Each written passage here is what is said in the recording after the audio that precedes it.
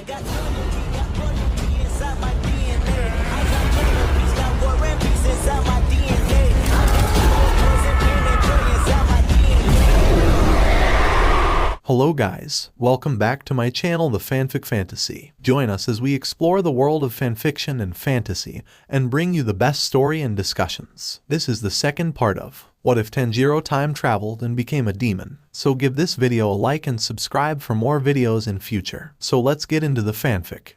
Kibutsuji Musen had never much cared for the concept of honor. He supposed it was a nice concept, but he'd never understood why humans tended to put that ideal before their own lives and comfort. Someone had once explained that it showed conviction of one's ideals, but why show support to a cause that would die with you, or something you couldn't continue to change if you died? It was pointless. It had taken him becoming a demon all those years ago before he realized that the ideal had been created by the weak to hold the strong back, and he'd outgrown his weakness, so he'd outgrown the ideal. Whether by luck or the will of a kami he didn't know and didn't particularly care, he'd become superhuman. He was not weak and thus did not have to be held back by society's rules. No one could stop him, no one had any power over him, perceived or otherwise, and thus he had become a kami himself. A kami who could turn others into lesser kami, his followers, beings of superior strength and stamina, with power no human could ever really dream of having. Beings that could regrow entire limbs and organs. Beings not susceptible to sickness. There were still drawbacks to being a demon, mainly the sun problem, the Nichiren problem, and the wisteria problem.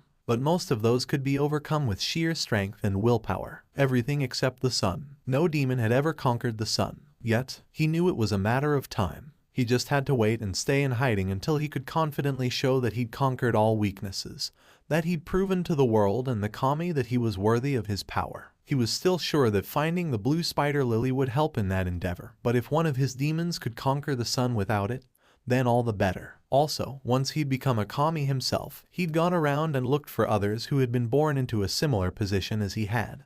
People who were weak and sick, and offered them the chance to become more than they could possibly imagine. Of course, not every person he offered his blessing to came from the weakest of the weaklings called humans. He did need his own powerhouses after all. But surely such benevolence should command respect from benevolent kami. He honestly didn't understand why the Demon Slayer Corp existed to hunt his minions down to begin with. A couple of sacrifices should be worth it for a better, more powerful world. And he would show the world the truth of this, once he found a solution to his problem with the sun. Until then, he would continue to hide from those who would try and keep him from fully ascending to the heights he so obviously deserved. He wasn't a coward, he was just cautious. He didn't feel fear, just wariness, and maybe sometimes mild surprise, but mostly annoyance at those worms who thought they were worthy enough to try and command, compel, or manipulate him, or even say his name, as if it were a mere common name that anyone should say. He was a kami. He deserved respect. After all, he was perfect in every way except for those few problems. He had a perfect body, a perfect future ahead of him as soon as he found his blue spider lily or a demon who could conquer the sun, and unlike the others he offered his blessing to. He had a perfect memory. He could recall everything and anything from his 1,000-year-long life, and not just from his own perspective, but from any demons he graced with his presence in their mind. A shame that the farther he got from the demon, the more difficult it was to hone in on their thoughts and watch through their eyes. But that was also something that seemed to grow stronger with time. But he still remembered it all, every conscious moment of his very long life. And in none of those moments had he made a waxing zero for his Kazuki. So why did the red-haired brat have those eyes? He wasn't worried or panicking or scared. Almost ascended beings such as him didn't feel such plebeian emotions. But he was concerned and extremely confused. His mind ran through scenarios of what could possibly be going on, and in the end he came up with a couple of theories. First, that the traitor demon Tameo and her hallucinations were somehow involved. He didn't remember her being able to control her visions so specifically, but it could have evolved into something like that given enough time and power. He'd have to do something about her. Second, that the demon slayers were trying to lure Musen out. Humans had recently figured out glass planes one could wear over their eyes to see better. Could they perhaps have discovered something that could go in a human's eye or on top of it? Or perhaps they'd even discovered something similar to the demon's power that he'd absorbed so long ago that allowed him to mark his demons to begin with. Yes, if this were a trap, then he would have to proceed with caution. Third, that the kid was somehow a demon. Perhaps he'd come across a similar blue lily medicine. But then why was he marked with a rank that currently didn't exist, that hadn't ever existed? Had another demon, perhaps, figured out some way to mark a human? If he ever found out one of his chosen blessed had ever decided to do such a thing, he would make sure they regretted every second of their miserable existence for their arrogance and presumption. But whether it was a deception, a trap, or somehow real, for whatever reason, he knew he needed to capture this kid more than ever. Before he could figure this new, extremely concerning development out, he'd need more information. That meant he'd have to send one of his waxing moons for said information. Or more than one, because one alone might not be enough. He would get to the bottom of this. He was too close to let anyone stand in the way of his perfection now. XXX. Imagawa and Miebe hadn't spoken much the night before. The whole experience had been exhausting to say the least, and neither one of them had had the energy to do much of anything except keep walking. They'd been escorted to the butterfly estate, checked over, given beds, and told in no uncertain terms to rest. Even with the inevitable nightmares, that hadn't been a difficult task. To be fair, he'd only woken up once, freaking out about being covered in spiders. It was a legitimate fear. He knew he'd gone from hating spiders to absolutely despising them. And now, here they were, the next morning awkwardly walking towards their mission report with the insect Heshira, 17-year-old Kacho Shinobu. Now that he thought about it, so many people in the Corps were on the young side. Why was that? In any case, they were escorted by a Kakashi to a room that seemed to double as an office, and a lab of some kind. And behind the desk sat the woman in question. She invited them in with a smile, and they took the seats in the chairs in front of her desk. She asked them to report, and so they explained everything, taking turns. Once they were finished, the insect pillar thanked them graciously and asked if they had any questions. And they certainly did. Asking after their comrades gave them the answer that many of their group members had officially quit or retired. But they hadn't lost a single member to death. There had been a total of 5 fatal casualties the night before, and many more injuries. But all in all, for the amount of demons they'd taken out, it would be counted as a huge success. They were informed that the memorial service for the deceased would be held in 2 days at a currently undisclosed location. For their next question, Imagawa had inquired after Kamado-san. The insect pillar studied them intently for several seconds before informing them that he hadn't woken up yet, but they were welcome to visit him. Then she asked a rather strange question herself. You were on Kamado-san's team, and you saw him kill demons, correct? She asked. Miebe tensed up a bit beside him, but he just nodded. Yes, Imagawa said firmly. He protected us from at least 2 demons and went after waning 5 the moment he saw them. She cocked her head to one side. Did you see the person he chased? Imagawa blinked, surprised. Yes, small, white hair, white kimono or Hiyori, I couldn't tell which, read Obai. Why, if I may ask, Kacho-san? She thought on that for a couple of moments. About the time you claim you went after the waning moon 5. Jiyu-san encountered the same figure you described. He ended up fighting and killing him, although only after losing the entire group he'd been with. The 2 lower-ranked demon slayers shifted, exchanging uneasy and surprised glances before turning back to Kacho-san. Kamado-san fought someone in that clearing, Imagawa said. I'm positive of it. The whole clearing had been trampled with large footprints that didn't match Kamado-san's. She nodded. So you said. The purple-eyed woman seemed to think about something for a couple more seconds before she asked, did Kamado-san show any strange behavior last night? Again, Imagawa and Miebe exchanged glances. Well, he is a 14-year-old Kaioni, Imagawa said slowly. Funny, normally Miebe did all the talking for them. He looked at her with raised eyebrows, silently asking if she would say anything. To his surprise, her eyes narrowed a little. He prayed for the demon he killed. When I confronted him about it, he told me that few demons actually want to become human-eating monsters, that we give even our worst criminals the basic right to a decent burial, and demons don't even get that. So he prays for their souls. Right, that. And after the fight, when you found him, the insect pillar pressed. Imagawa felt his forehead furrow in confusion as he looked at Miebe again. This time, she seemed to be at a loss and shook her head. No, she finally said. He wanted to warn us about the Kazuki. We assumed it was the one he'd followed, and then asked if everyone was alright. He was so relieved when we told him everyone was alive that he collapsed. Kacho-san mulled over that for a few minutes, looking away from them. Then Imagawa heard her mutter to herself, and both Tomioka-san and Kenroji-san said they'd personally seen him down no less than 7 helpings of rice and vegetables. So after, perhaps, this was just getting weirder, even for the Demon Slayer Corp. Kacho-san, Imagawa found himself speaking up again. What is this all about? She blinked and looked back at them as if she'd forgotten they were there. Then she smiled, that creepy smile that didn't touch her eyes. Kamado-san's teeth are strange. We were worried that perhaps the moons had gotten together on Kibutsuji's behalf to turn him into a demon. Imagawa's eyes widened and his stomach dropped. Beside him, Mieb gasped. But he didn't act like a demon at all when we found him, she said. He didn't have claws and his eyes are completely normal. He looked at us. But he fought at least one demon on his own. Likely another of the Kazuki, and doesn't have a scratch on him either, despite his fatigued state. Also, his clothes were torn as if pierced by a weapon of some kind in multiple areas. We found blood, but no corresponding wound, she pointed out. That is suspicious at least. Since he won't wake up, we need to know what to feed him. For now, we will stick with bone broth, just in case. He's in the room at the end of the hall if you would still like to visit him. Imagawa knew a dismissal when he heard one. He stood, bowed and turned to go out, but Mieb's voice stopped him. If he has been turned, she said slowly, hesitantly, what will happen to him? The woman's fake smile grew larger. Well, he could be the friend I've been looking for. Wouldn't that be wonderful? But if he decides to attack, then we will treat him like any other demon we come across. For their own good, of course. Have a good day. Neither one of them were willing to push the Hashira any further. The weight of her presence and her killing intent all hiding under that smile. It just wasn't worth it. They both hurriedly left and began a silent trek down the hall once outside.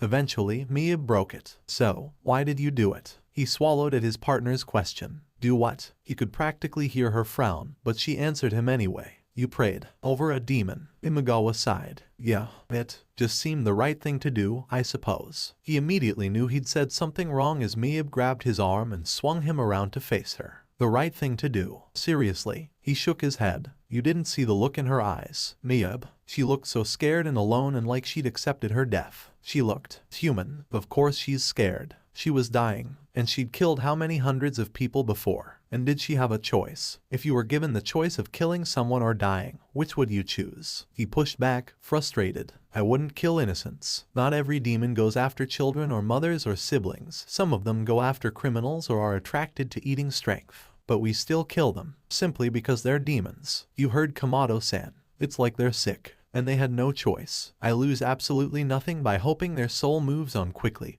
and they are reborn as someone who never has to worry about demons. You act like I'm personally turning my back on you for feeling sorry for someone who may not have had a choice in how they live their life. She still looked conflicted and angry. Maybe not me, but what about your aunts and cousins? He narrowed his eyes. That was a low blow. Pretty sure they never went anywhere near Mount Natagumo. Doubt that demon killed them. And even if she did, wouldn't it be my choice to forgive her for everything she did to me and my family? I'm not forcing you to pray. It was probably more than he'd ever said in one go-to. Well, anyone. But he had to admit, Kamado's words had touched him. And the boy had appreciated it so much when he'd thanked Imagawa. He'd looked like he didn't have to be alone anymore. The older demon slayer knew how that felt. You don't know what it's like. Imagawa froze at his partner's words. Or those tears he heard. He'd only ever seen her cry once before, watching someone you love die and not being able to do anything about it. Well, she had a point, but he took a deep breath and thought about that before he turned around. No, I don't. I have sympathy for you, but I don't see how that's relevant. I feel badly for you, for your brother, for your family. I feel badly for my family, especially my mom who lost her sister for no reason. He faded off for a bit as his voice broke. I feel badly for Kamado-san who seems to care so much but was forced to kill anyway and he still cares somehow.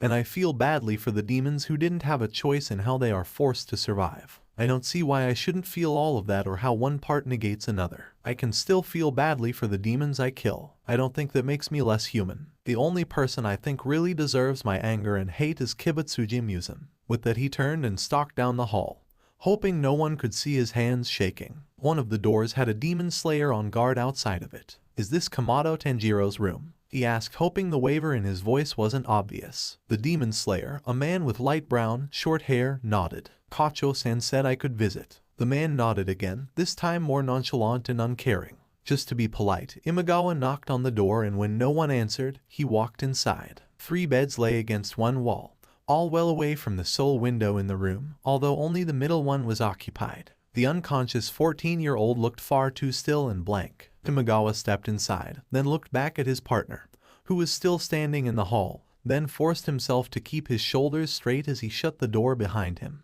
Only then did he practically collapse against the wall and slide down as his own eyes started to water. His father always did say he was soft, too soft for merchant work, let alone demon slayer work. He hated how weak he felt, but he hated that he may have offended Miebe more. But what was he supposed to do? Because Kamado-san had been right, and if Imagawa ever had that happen to him, he hoped someone would pray for him too. He didn't know how long he sat there just quietly crying to himself at what he came to realize was the loss of his only real friendship when the door opened. He immediately sprung to his feet and looked over to see Miebe, he asked, hating how his voice cracked and how his face reddened in embarrassment. She just blinked at him, studying his tear-streaked, red cheeks and how he shrunk away, and really wanted the floorboards to swallow him up, and then sighed. I need time, she finally said, sounding fondly exasperated.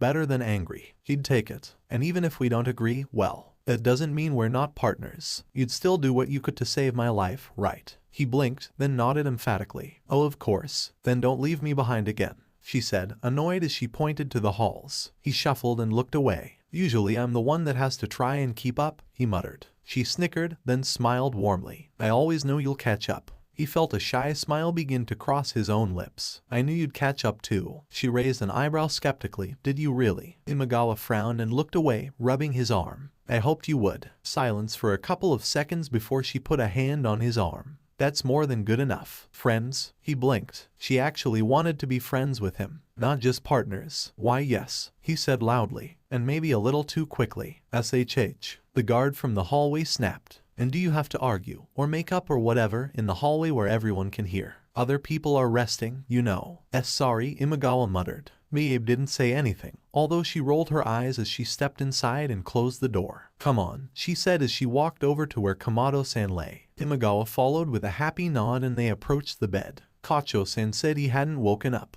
Does that mean he can't wake up? Imagawa asked nervously. Pretty sure they can't wake him, she said with a sigh. It's been too long. Although, I am curious. With that, she reached over and pulled up his lip. Miebe, Imagawa hissed, but his voice faded off when they saw the pair of large fangs sitting in his mouth. The two of them exchanged glances and then silently, he moved to the foot of the bed and peeked under the covers. Normal feet met his eyes. No claws. Normal, he said. Same here, she replied, holding up his hand. Then they looked at each other as Imagawa came to stand beside her again, both searching his face. You do it? Miebe said. What? No, he hissed back. She snorted, very unladylike, but very Miebe-like. Fine, I will. He bit his lip as she reached forward and, as gently as she could, lifted one of his eyelids with a thumb. They could only see half the iris, but it was most definitely a human iris, if a little strangely colored. Then again, they had people in their ranks with pink hair. What was stranger than that? They got no response from him. Miebe quickly stepped back. I can see why Kacho-san's confused, Imagawa whispered to her. Yeah, Miebe said back. I'm confused too. Maybe he was just born with sharp teeth and we just didn't notice. He suggested. It can't be that unusual. But that's sharp. She returned skeptically. He shrugged and shook his head, at a loss. She sighed. Guess we just have to wait for him to wake up to ask, she murmured. Yeah, Imagawa said with his own sigh. Then he put his hand on the sleeping boys. Wake up soon, Kamado-san. Yeah, Miebe agreed, but made no move to touch him. Only a couple of minutes later, they left to head to their homes. They would need a break, a long break, before their next assignment. And maybe some training. Jiu looked up at the gates of the Butterfly Estate warily. After his latest mission, he'd been called back to the estate and he had a sneaking suspicion as to why. He hoped he was wrong. He didn't want to come for an execution. Jiu-san, someone calling out to him had him turning around only to see Kenroji Mitsuri. She came running up to him with a large smile on her face. Kenroji-san, he said formally, nodding politely. She grinned as she stopped in front of him. You can call me Mitsuri if you want. He blinked. So informal. And yet, Mitsuri-san, he said slowly. She huffed a little but didn't push further. So, do you know why we're here? She asked. It can't be a coincidence that we came at the same time.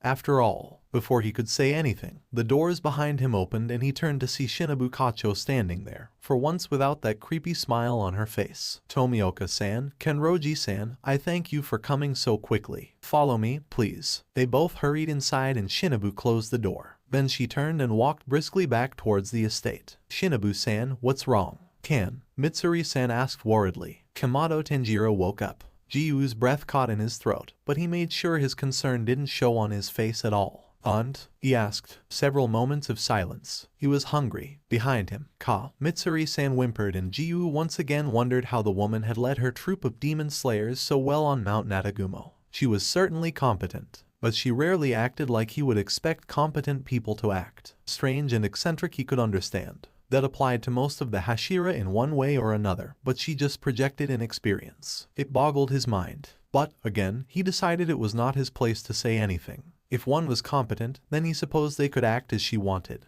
And he couldn't deny her talent and skill. He'd seen it himself a week ago. It didn't seem that long, honestly, and yet somehow seemed too long. 1 week, 7 days, a very long time for someone to sleep. Did he attack anyone? Jiu asked. Shinobu Hmed instead of answering. She turned down a hallway and Jiu tried not to get annoyed at her lack of communication. Did you have to? Mitsuri-san started slowly. Kill him. They stopped in front of a doorway and Shinobu turned back to them. There was something in her eye Jiu didn't like. See for yourself, she said as she swept inside the room. On the other side of the door, 3 beds sat against one wall well away from the only window in the room. Only one of them was occupied, with a teenager sitting up and eating from a bento like he hadn't had food for, well, a week. Around his bed lay several other boxes. We've had to resort to ordering bentos from the nearby town as he can't seem to be satiated, Shinobu said, her signature smile back in place. Mitsuri-san sighed in relief. Jiu glared at the insect pillar. She'd misled them on purpose. She just smiled back. My, Tomioka-san, that's a scary look. Right about then, the boy looked up from his bento and smiled. Jiu-san, Mitsuri-san, good to see you both. Tanjiro, Mitsuri-san said with a huge grin as she ran past Jiu and up to the bed. I'm glad to see you're alive and not a demon. The boy paused with his chopsticks halfway to his mouth, blinked and then looked warily over at Mitsuri-san. Demon? Well, you didn't have any scratches or wounds on you like you should have, and you have those fangs now too. She pointed to her own mouth, showing off her far flatter teeth. Oh, yeah, these, he said, poking at the large canines with his finger. He sighed. Well, I eat human food, if a lot more of it than usual, and I can walk in the sun, so I'm pretty sure I'm not a demon right now. Mitsuri-san's eyes actually misted and she leaned forward to grab the kid in a hug. He flailed as she cried. We were so worried. You were asleep and didn't wake up for a whole week. And you looked so different and we didn't want you to.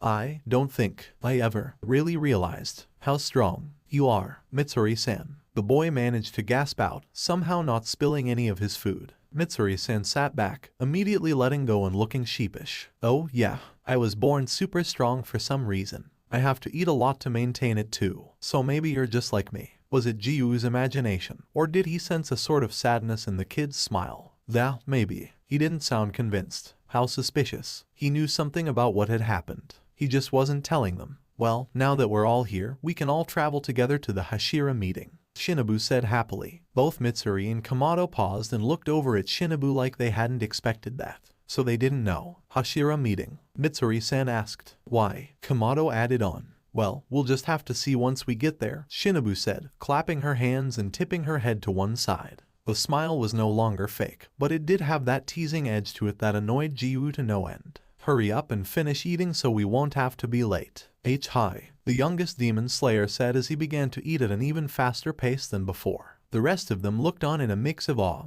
horror and disgust. XXX. Kamado winced when he walked into the sunlight of the nearly cloudless day. Jiu noticed and watched carefully. The boy winced, but he didn't burn. Instead, he took a deep breath, stretched and started up a conversation with Mitsuri-san as they walked. They spoke about their favorite kinds of food, their favorite places to eat, their breath styles, and how his sun breathing came from a dance passed down in their family for generations. Then he explained how it helped him rediscover the original style of breathing. Mitsuri-san spoke about how she'd always been so different and had tried to fit in at one point. Apparently the green in her hair was from some leftover dye she used to make her hair black that hadn't washed out completely. Even years later, about how she aspired to find a good husband and how sometimes she felt that the natural strength she was born with was a curse because it chased so many people off. Kamado immediately shut that down, saying that any man who didn't see her worth as a person, as a fighter, and as a woman wasn't worth her. She broke down crying, asking him how he got so wise at such a young age while hugging him as he awkwardly patted her back, albeit with that warm,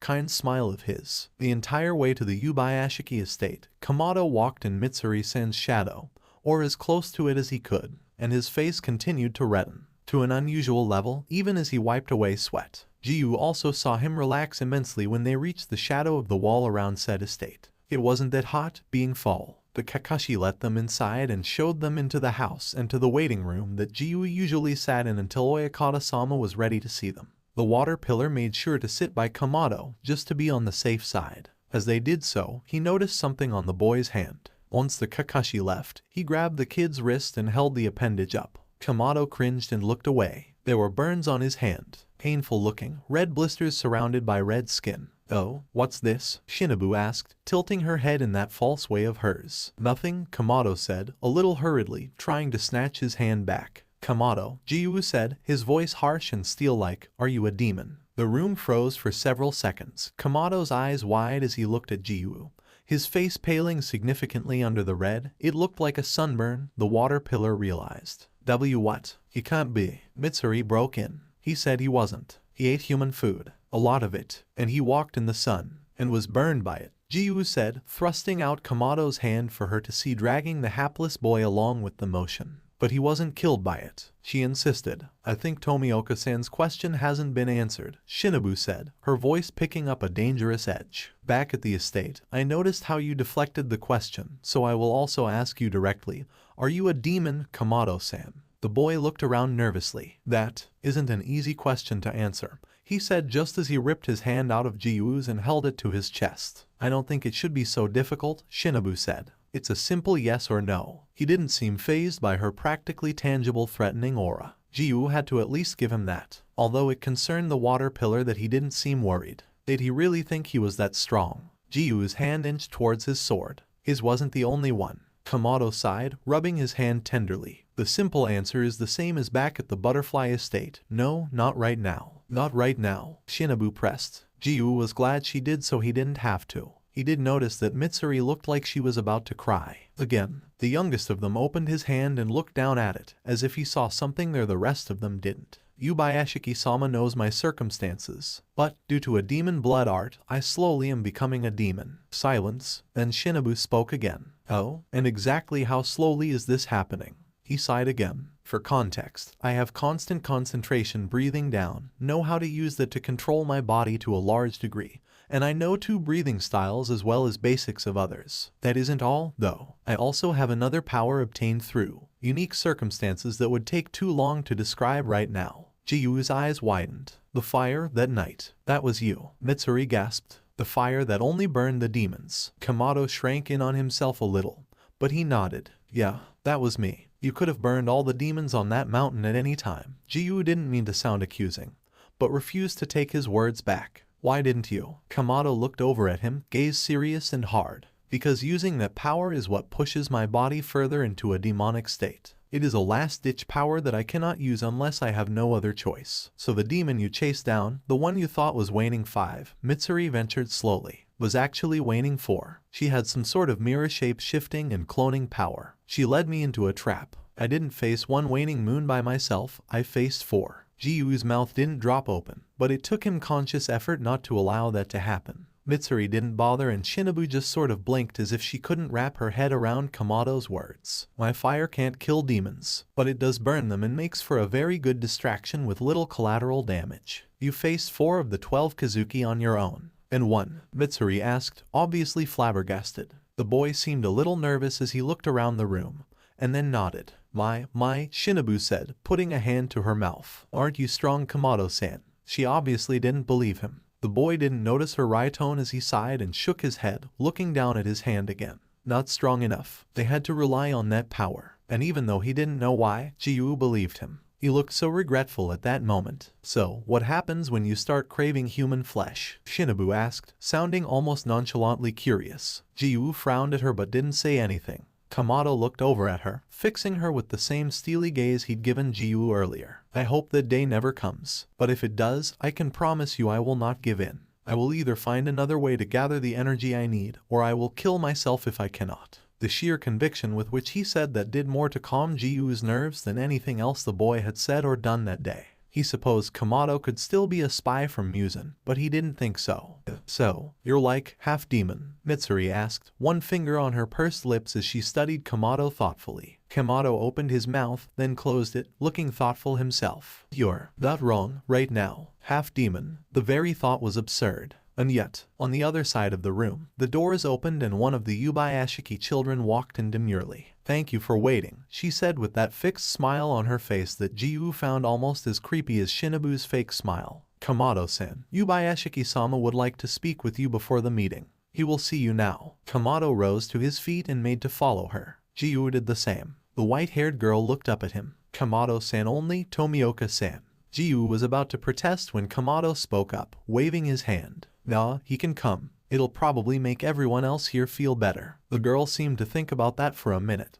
because while her face never changed, she still didn't speak. Eventually, she bowed and said, "This way, Kamado-san." And with that, she led them into the hall and down towards the Demon Slayer core head. Yubayashiki Kage couldn't say he was terribly surprised when Hinaki led both Kamado Tanjiro and Tomioka Jiu into the room. He was a little surprised at how at ease the Kamado boy seemed while Jiu held a stiffness that belied his wary state. So, he must have figured something out. The time traveler bowed deeply when he came inside, as did Jiu. "Welcome," Kaguya said with a smile. "Please be seated." He gestured to the other side of the round table he sat at. The boys both complied easily. Hinaki stayed for just a couple of seconds until Kaguya waved her away with a grateful smile. "I will return with tea," she said quietly, then backed out of the room and left, sliding the door closed behind her. "Now, then, Kamado Tanjiro, it is a pleasure to finally meet you in person," Kaguya started, smiling at the boy. The child returned the smile tenfold, and even with his failing eyesight, Kaguya could make out long, sharp canines in his smile. You too, Yubayashiki-sama." Kaguya looked down at the papers in front of him. "Now, I have read over the reports of the raid of Mount Nadagumo last week, but I would like to hear the full story from you, and perhaps some explanations." He said it as kindly and reassuringly as he could, but the boy still looked surprised. "You don't already know. I thought Urokudaki-sensei told you." Next to him, Jiu stiffened, likely at the mention of his mentor's name. Strange. Did he not know that he and Kamado had studied under the same cultivator? Or had he simply not put together that a new student and Kamado were one and the same until now? "Oh, he told me quite a bit, but I don't believe I have the entire picture. Would you mind filling me in on some details?" The boy straightened and nodded enthusiastically. "Hi, Yubayashiki-sama." He settled in, closed his eyes to center himself, took a breath as he opened his mouth to speak, but Kaguya cut him off gently. "Before you do, are you alright with Tomioka-san being here?" he asked, sending an apologetic nod to his water pillar. The time traveler blinked, but then waved it away nonchalantly. "Oh, that's fine. I usually tell Jiu-san anyway."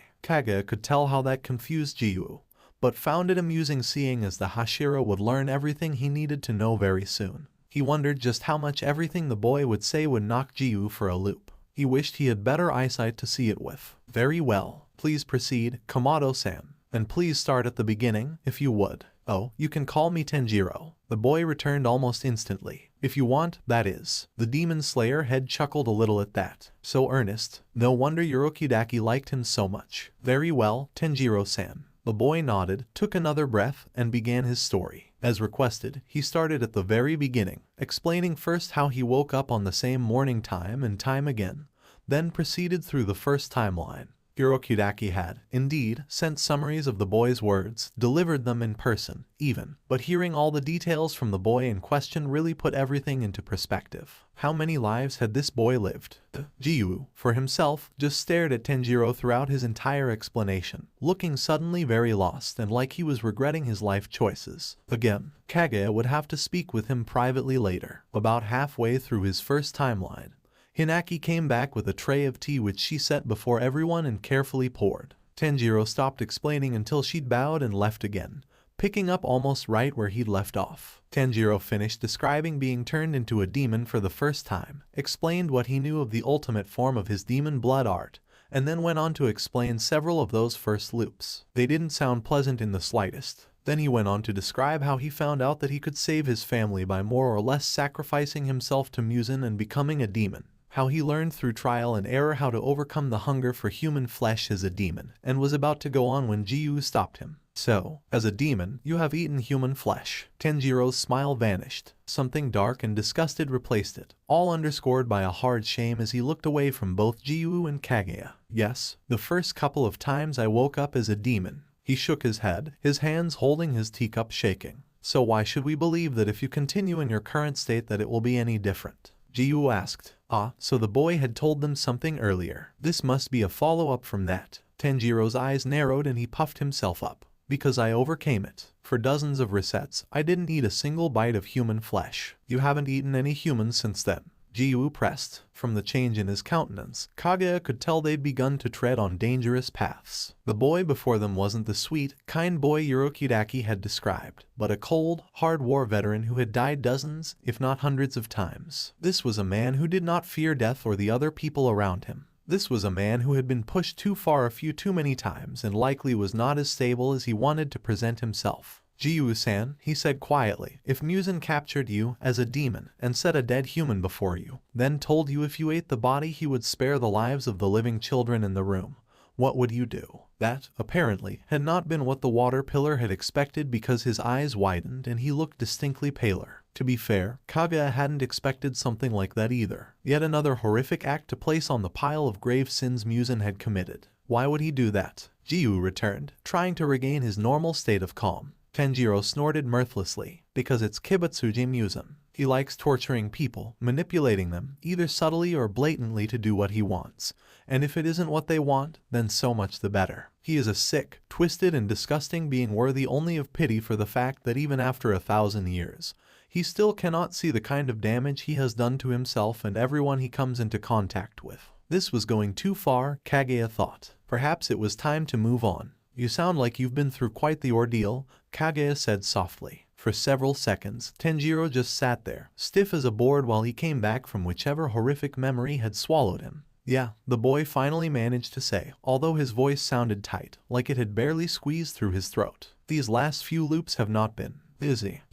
There was still one thing Kaguya wanted to know, so he decided to venture carefully. It sounds like he began to target you. Do you know why? Tanjiro took several deep breaths before he turned back to Kaguya, face blank but eyes showing so much pain it almost took his breath away. No one, let alone a child, should have those eyes. When one is turned into a demon, Muzan is able to create a mental link, some kind of thought connection with them. It is why when they say his name they die. He can hear them and he kills them. Some demons can, and have, thrown off that link and thus the curse of his name that goes with it. But it takes time and effort. During a recent loop, I decided to infiltrate the upper ranks of the Kazuki. I challenged Waxing 3 to a fight and managed to win. In doing so, I got the information on all the Waxing moons that I was after, but... He paused, seeming to gather himself. Did you know, he began softly, that whatever Muzan uses to mark his Kazuki also marks their souls? His hands had balled into fists and he stared at the table hard, not willing to look up. Kaguya didn't know what to say to that, and could only wonder if the horror of Muzan's acts ever ended. I didn't, the boy finally said.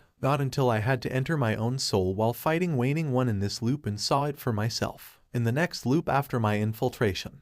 When he turned me, he must have seen a memory of me being one of his Kazuki. That's the only explanation I can think of that makes any sense. It did not go well. Why did you not simply end the loop, then? Jiwoo asked. Tanjiro shook his head. Because I didn't know what had changed or why, and I couldn't let him do anything to my family. He held them hostage and I couldn't see them dead again. I couldn't. Kaguya was beginning to make some very uncomfortable connections. This poor boy. And yet, he burned so brightly. His utter strength of will was just astounding. Tanjiro cleared his throat, finished off his cold tea, and then continued on. I finally killed him, you know, in the last loop, when he made me his Waxing 0. He went back on his word and I attacked. He was expecting it, but I caught him off guard with something he hadn't expected from me. Then I managed to burn him with my fire and pull him into the sunlight while he was focused on that. I'd conquered the sun before as a demon in other loops, but not that one. I couldn't give that to him, no matter who he held hostage. So we both died. Then I woke up in my family's house, as if from a nightmare. I don't remember much, except that I had to get away from everyone, so he wouldn't hurt them. I must have been making noise in my sleep, because my sister had come over to check on me, and she was there when I woke up. I only remember that urge to just get out, on our mountain, in the dead of winter, and I didn't even feel the snow as I rushed outside in my sleeping yukata. Once outside, I didn't know where to go, but I knew I was human again, and I just had to see to make sure. He paused, taking several deep breaths. We aren't a wealthy family, never have been, and don't own much that can show me my reflection. So I went to the nearby river that can. I looked completely normal, but I couldn't really trust my own eyes. My sister followed me with my winter clothing, That was the first time I'd even noticed the cold, and I asked her if she saw anything in my eyes. She told me they looked normal, but that when I woke up, I'd had the kanji for waxing 0 written in them. The cup in his grip let out a noise somewhere between a pop and a crack before suddenly crumbling in his hands, causing everyone to jump. Tanjiro shot to his feet, dropping the shards as if they burned. Fortunately, there was no tea in it. Thankfully, he had managed to not cut his hand. Kaguya wasn't exactly sure how, but wasn't about to look a gift horse in the mouth. "Oh, I'm so sorry. Please forgive me, Oyakata-sama. Please, let me clean that up."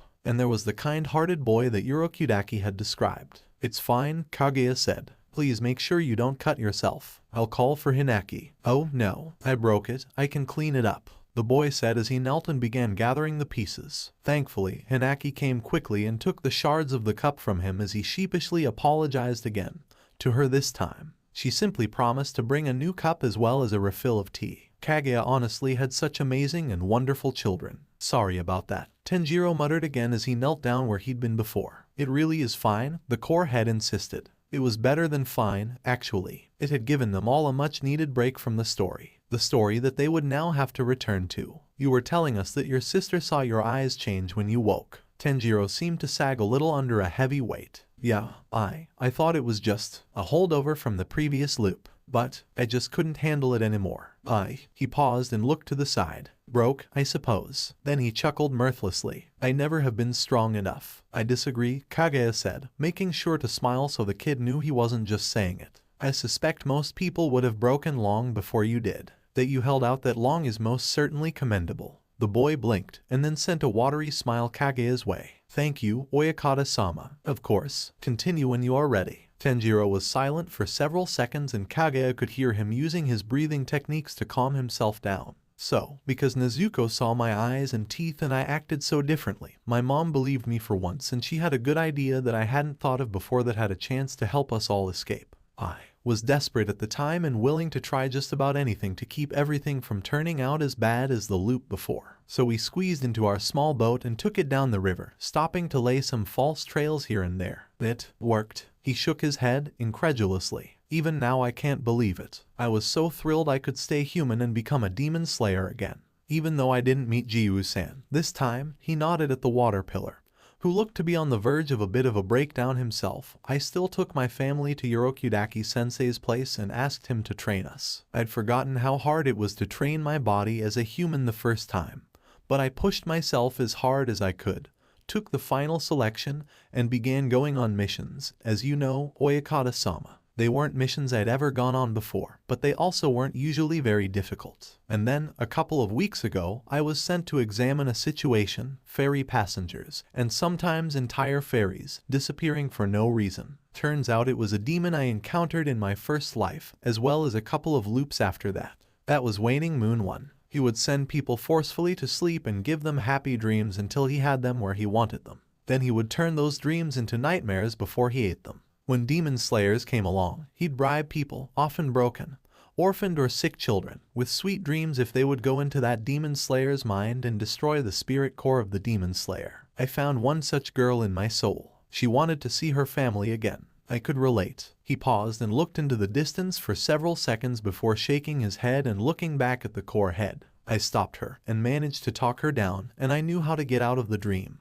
But I had to go to sleep to lure him out, but was regretting doing so right then. So I left the dream and told her I knew somewhere she could go. I was planning on taking her to the butterfly estate to see if Shinobu-san would be willing to accept her." "Very thoughtful of you. What would you have done if Shinobu-san said no?" Kaguya asked. "I would have taken her to my mom and Urokudaki-sensei, and we would have adopted her." This child, thoughtful, intelligent, and ever so kind, even after everything he'd been through. This was awe-inspiring. He was so very lucky to have such a child in his core. "What happened?" Kaguya encouraged softly, gently. This had to be on his terms. He took a deep breath and suddenly looked so sad. "I got arrogant. She was held hostage, but I thought I could save both her and the people sleeping on the ferry that Waning One attacked in his death throes, and I couldn't. I wasn't fast enough. She died in my arms." Jiu had long since looked down, staring at his own cup while Kaguya could only smile encouragingly. Fortunately, at that point, Hinaki came back with a cup for him and some more warm tea. Kaguya thanked her as she bowed and left. He'd definitely remember to tell her how proud he was of her. For now, though, he was still sure he didn't have the whole story,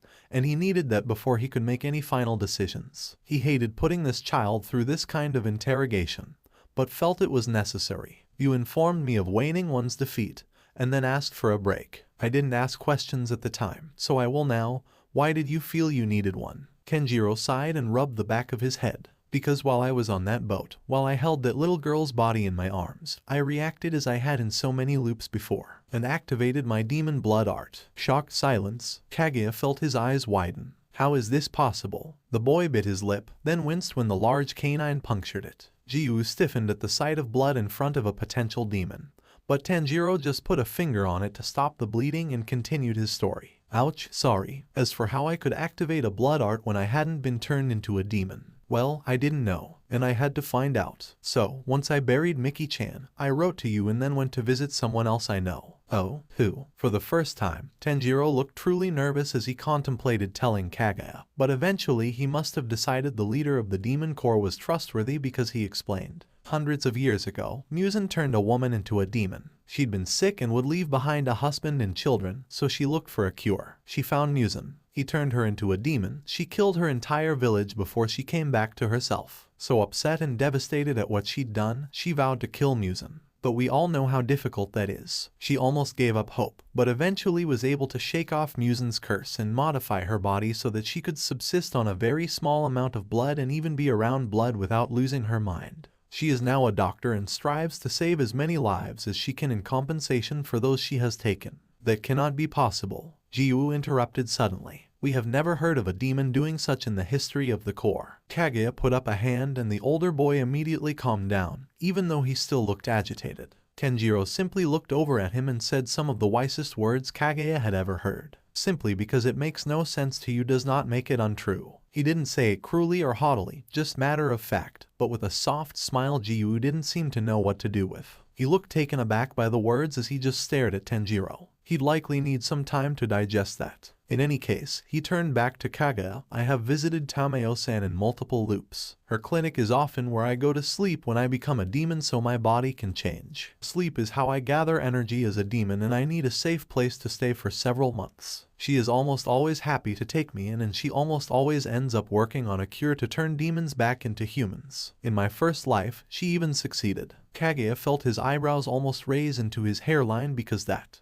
could change everything. I have heard of this Tameo before, but never reached out to her as she had no reason to trust us. I think I would like to get in contact with her now, the Yubai head said finally. Jiu looked gobsmacked. Tanjiro smiled. I thought you might. You have before. I'll write to her and ask if that's all right. Thank you, Uekata-sama. That's a demon you'll be speaking to, Jiu said, far more agitated than Kaguya had seen him in quite a while. Kaguya took a breath and then looked firmly, but kindly at his water pillar. Jiu-san, our organization has been around for hundreds of years. We have made little progress towards killing Muzan. If I have to use unconventional means to gather more information and even gain an inch of ground towards killing that monster, I will. Jiu sat there looking kind of helpless for several seconds as he thought that over. Eventually, his brow furrowed, troubled, but he nodded and sat back again. Kaguya turned back to Tanjiro. What did Tameo-san have to say about your current condition? Tanjiro sighed. She theorized that it was a combination of Muzan's mark and the fact that I came back in time because of my own blood demon art that has caused my condition. I currently do have demonic cells in my bloodstream, but they are unusual, dormant until I activate them.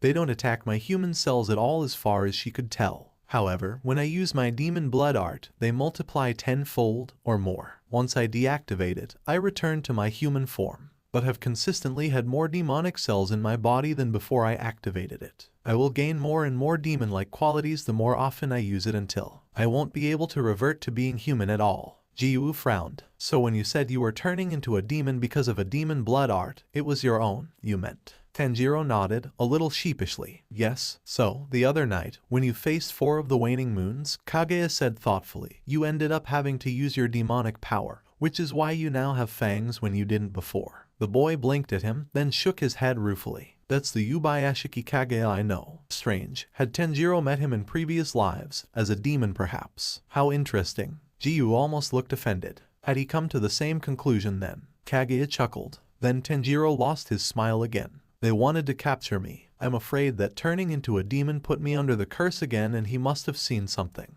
He certainly saw my demonic form when I fought the waning moons, he said, rubbing his forehead right over that strange, flame-like mark. He's going to want to come after me now, which is why I have to ask for more time off. He sighed and bowed deeply. I do not wish to do this, Oyakata-sama, but I need to rest. My body resting as long as it is now may mean I will need to sleep as much as possible so it can continue to adjust to the demonic cells as it has in previous loops. Jiu looked like he was about to speak, but Kaguya held up his hand again. You know I won't be able to simply let you go find Tameo-san to sleep. Letting go of someone who may very well become a demon would be the height of irresponsibility on my part. The water pillar relaxed a little at that. Tanjiro looked troubled then and frowned as he thought. After a minute, though, his eyes lit up. Then let me go home. Kaguya tipped his head to one side. To your mountain. The boy shook his head. No, to Sajiri Mountain. Hirokudaki-sensei can look after me and I can see my family again. Jiu-san can even escort me there.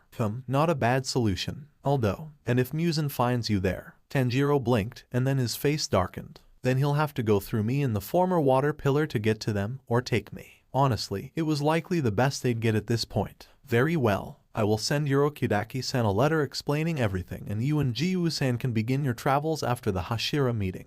The boy looked startled. Right, I forgot why we were here. So, why am I coming to a Hashira meeting? The nervousness from before was back. It made him look so young. As a rank Kino, you defeated not only one, but 4 Kazuki. I know you had reservations, but I wanted to try and persuade you otherwise. You've certainly earned the rank. It's just unfortunate you will have to go on leave so soon after gaining this. He had to admit, it was rather amusing to see the boy kneel there, opening and closing his mouth rather like a fish. A very sharp-toothed fish. To be fair, Jiu-san seemed to be staring at him too, mouth agape. Kaguya had to stifle a laugh. Well, he said instead as he put his last mark on the page in front of him that would finalize the new ranking.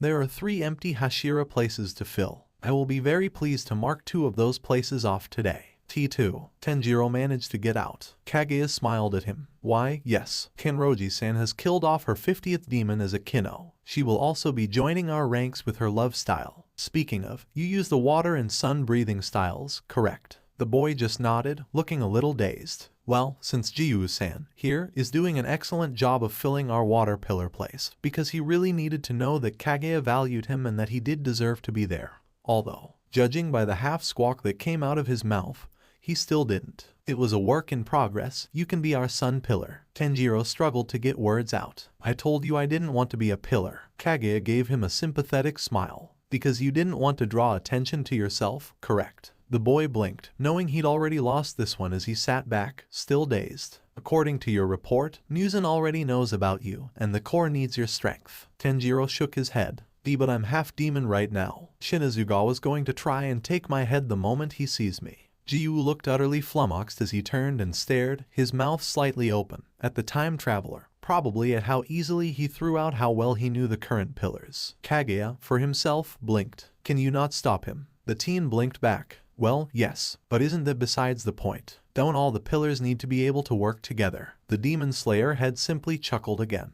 If that were true, I would not have promoted Shinazugawa-san to begin with. Although he used to be able to work with other pillars, so perhaps that isn't quite accurate. Jiu had gone back to just staring at Kaguya. In any case, I do believe that if it came down to killing Muzan or his pride, he would choose Muzan. Tanjiro didn't look convinced, but eventually he conceded with a nod. Well, he is a very strong pillar. Kaguya returned the gesture. Indeed. Thank you for your service, Tanjiro-san. Please rest well. You can return to the waiting room now. I will send Hinaki with you to retrieve Kenroji-san. The boy nodded and stood, as did Jiu. Before they left, Tanjiro turned around, brow still furrowed. Are you sure this is a good idea, Oyakata-sama? The demon slayer head's smile widened as much as he could without causing pain. I am. Tanjiro studied him for several seconds before nodding and turning to leave. Inaki stood outside, ready to escort him back. Oh, Jiu-san, before you leave, would you mind staying for a moment? The dark-haired man looked torn between following a still-dazed Tanjiro, already walking behind Hinaki down the hall, and staying. Eventually, though, he turned and knelt down again. Oyakata-sama, he said softly, that story was terrifying, horrifying, completely unbelievable. Kaguya mused. Jiu nodded. Yes, so why do you believe him? What a coincidence. That had been exactly what Kaguya had wanted to discuss. 2 reasons. Jiyu-san, he said gently. Firstly, you know Urokudaki-san. You know his nose can smell when people lie. He has vouched that Tanjiro is not lying. The water pillar's eyebrows drew together as he thought over that. And the second, Jiyu, is that I think you underestimate how strong that boy is. Jiyu's frown deepened. What do you mean, Oyakata-sama? Kaguya looked over at the still open sliding door. You seem to think that he will simply turn on us when the time is right. The water pillar nodded slowly. That is what demons do, he said, warily. But you don't seem to understand that he doesn't need a right time to destroy us all. Jiyu, from what I've seen, if he wanted us dead, we already would be. Shinobu made sure to school her expression as she knelt calmly and waited for either Yubayashiki-sama to call her in, or for the pillar meeting to start. Next to her, Kenroji Mitsuri knelt, looking extremely troubled. Shinobu had met the girl before, when she'd come through the butterfly estate for healing, and knew the other woman tended to only be so quiet when she was worried or very sick. Otherwise she talked. And she certainly wasn't talking right now. Not that Shinobu minded. She wanted some time alone to sort through everything. So, while she felt a little bad about the tense silence in the room, she decided not to break it and instead, she thought over the last few days. Shinobu herself had been the one to discover Kamado-san's new changes and thus, she'd been the one to examine them. She'd made notes, isolated him and drawn his blood to examine. She hadn't known what to expect, and had been more than a little worried when she'd discovered some rather unusual cells in his blood. She didn't often get a chance to look at demon cells as the blood was difficult to preserve once the demon had been killed, but she'd observed them often enough to recognize them on sight. The problem was, while Kamado's new, strange cells looked similar, they didn't act like demon cells at all. They just sort of sat there, surrounded by human cells without attacking any of them. It was strange and unlike anything else she'd ever seen. She wanted to experiment, but she needed some preparation and permission for that, which she didn't have as of yet. She'd also wanted to confront Kamado about them, but when he'd woken up and asked for rice balls, of all things, she'd decided to wait and observe. The meeting what he had calmed her worries significantly. The quantity of food he'd consumed had earned some of that worry back. And then Tomioka pointing out the burns on the boys' hands after their lengthy trip in the sun. Burns that had most certainly not been there this morning. So Kamado had told them that due to a demon blood art, he was slowly turning into a demon whenever he used his unique power. Did that mean that those cells she'd seen were demon cells simply held in check by a blood art? That seemed like a terribly specific way for a blood art to manifest. And she'd never heard of the like before. Could it be Kibutsuji's cells and a newly obtained or rarely used blood art? Had he used such to insert a spy into their ranks? But the boy was such an earnest child and seemed to have a grasp on his demonic problems, with maybe the exception of how much he ate. She didn't have any answers that fit. She certainly didn't want to execute him. It wasn't like he'd actually become a demon yet, but, well, she supposed that if he did fully turn into a demon, he may have a shot at becoming the first demon friend that Kanny had been so insistent on finding. And yet, she was reluctant to allow that as he very well could be a spy, maybe even an unwitting one.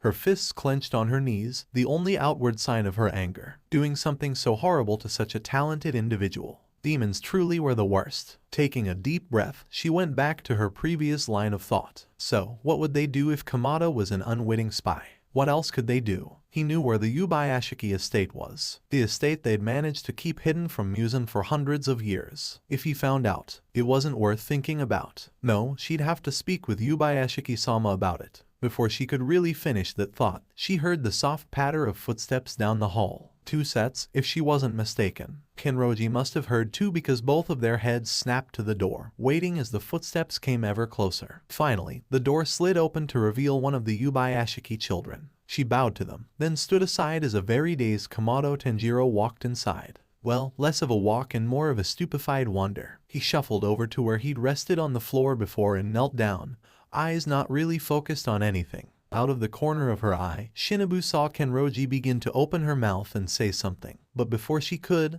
the white-haired child spoke. Kenroji-san, Yubayashiki-sama would like to see you now. Kenroji looked between the girl and Tanjiro for a couple of seconds, before she grimly stood and followed. She sent one last, long look at Kamado before the door closed. Where was Tomioka? Had he stayed to speak with Yubayashiki-sama? She eyed Kamado suspiciously. Had he somehow gotten rid of Tomioka? He shouldn't have been alone at all to get the chance, but she decided to ask. Kamado-san, she said with a smile, where is Tomioka-san? He seemed to break out of his reverie for a moment and blinked over at her.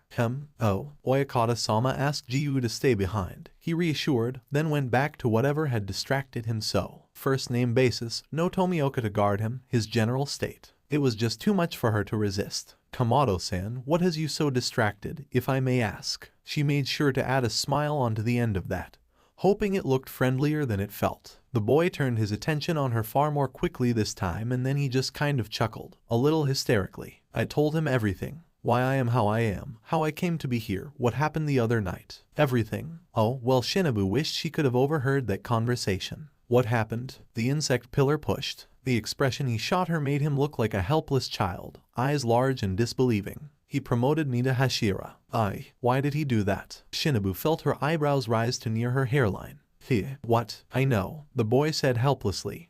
He said he was sure this was a good idea. But how? What if Muzan finds this place through me? What if he finds information? I can't. I don't understand what Yubayashiki-sama is thinking. And right there, he'd more or less addressed all of her concerns. Well, it was nice to know he was at least truly on their side. Didn't mean he wasn't an unwitting spy or that she'd go easy on him if the worst were to happen. I will speak with Yubayashiki-sama about it, if you would like, Kamado-san, she said. He looked relieved. It made her uneasy to think that he trusted her that much already. He really shouldn't. Would you, Shinobu-san? Thank you so much. He turned to her and bowed into a doza.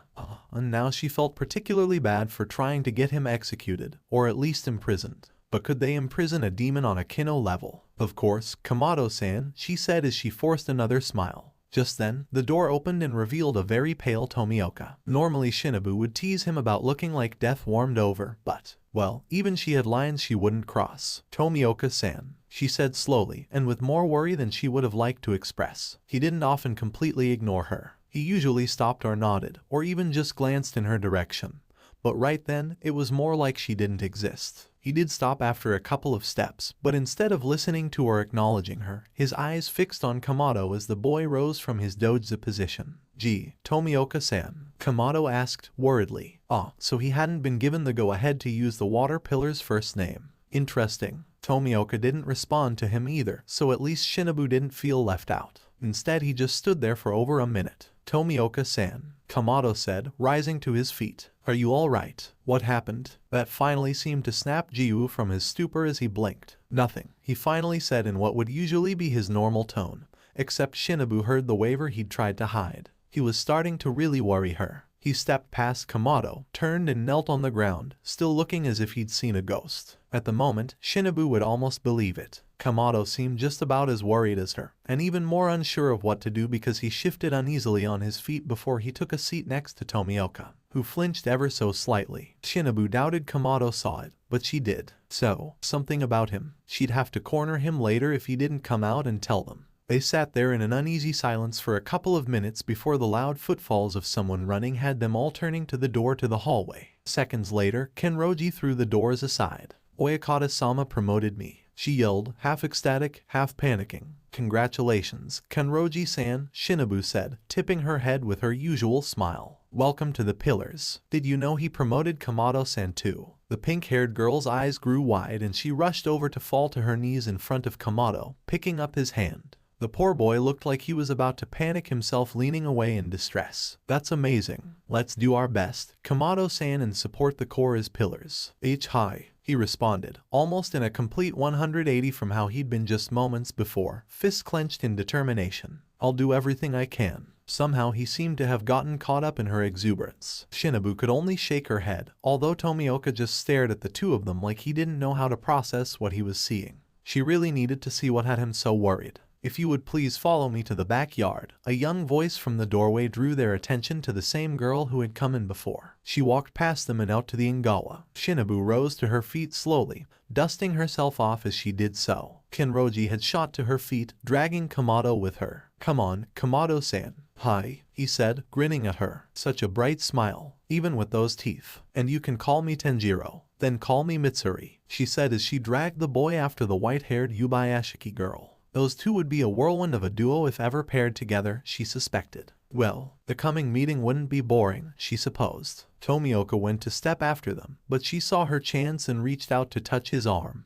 He jumped. Mr. I wouldn't start if Mount Fuji exploded, jumped. Tomioka-san, she said, what did Oyakata-sama tell you about Kamado-san? He just stared at her for several seconds before looking back to where the others walked. He swallowed, then closed his eyes and took a deep breath. Later, he said, we may find out in the meeting if it plays out as Oyakata-sama thinks it might. He turned to step out, leaving a confused and rather annoyed Shinobu behind him, but paused before he could go more than a few steps. Kacho, Shinobu, he said, looking over his shoulder at her. Her eyes widened. He'd never called her, or anyone, by their first name to her knowledge, let alone without an honorific. Don't get involved if something does happen in the meeting. Or only get involved if. Be ready to step in between him and Oyakata-sama. Her breath caught in her throat before she went back to her constant concentration breathing. Do you think he'll attack Oyakata-sama? She asked. He looked pained for a moment. No, but that doesn't mean we shouldn't be ready. That made her feel a little better at least, but still. He hurried after the newly promoted Hashira and Shinobu followed, closing the door behind her. They caught up just as the others came around the back of the house where they often met Yubayashiki-sama for the pillar meetings. They reached the area just in time to see some of the other Hashira be led in by other almost identical children. The pillars lined up and stood in front of the room where they would soon see the Demon Slayer head. The children lined up facing them and all bowed as they said in unison, "Thank you for coming. Yubayashiki-sama will meet you soon." With that, they turned and walked demurely away, the perfect example of hostesses. Even at their young age, Shinobu wasn't sure whether to be worried for them, to pity them, or to be impressed. From everything else she'd seen, she knew that their parents loved and doted on them. Still, they stood in silence for several seconds, waiting for Yubayashiki-sama to come. Oi, Shinazugawa broke the silence. Who are you two? He pointed to Kamado and Kenroji standing at the far right. Oyakata-sama will speak to us about that, Tomioka said quickly. That drew the light-haired man's attention from the new additions. Oh, so Mr. High and Mighty knows something. Tomioka tipped his head to the side, confused. Tomioka-san doesn't think he's better than anyone, Kamado said suddenly, a little shocked for some reason. Shinobu closed her eyes and resisted pinching the bridge of her nose. Apparently he hadn't realized that Tomioka-san had wanted to redirect the wind pillar's attention.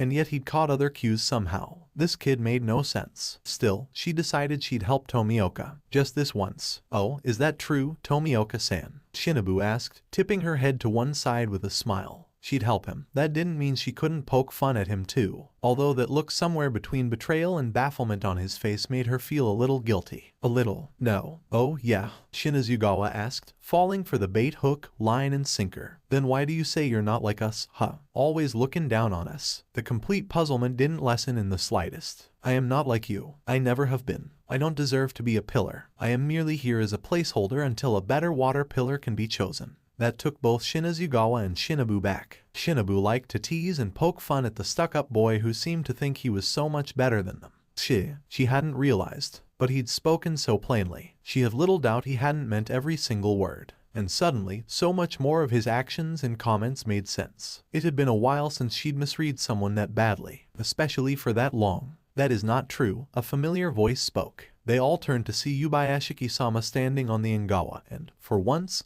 he had a frown on his face as he looked directly at Tomioka. Immediately all the pillars fell to one knee, although she noticed that Kenroji and Kamado did so a little after the rest of them. Silence fell for several seconds before Yubayashiki-sama spoke again. Jiu, you have earned your place here just as much as any other Hashira. You fulfill your missions quickly and efficiently. You are stronger than you realize, and I am proud to have you here as one of my pillars, one of my children. More silence. Then, but, I fail. So often, Tomioka said softly. Shinobu suddenly felt guilty and ashamed for her attitude towards this man. She'd certainly not made anything better, so she found herself speaking up again. Tomioka-san, we all fail. Terribly sometimes, even now as Hashira. Indeed, Haimjima said, tears running down his cheeks. We are all here because we failed at some point. Then he faded off into a chant. Yubayashiki-sama's frown lifted into a warm smile. Jiu, we cannot stop every demon from killing. I know you know this. I don't expect you to save every life in danger. I merely ask you to try.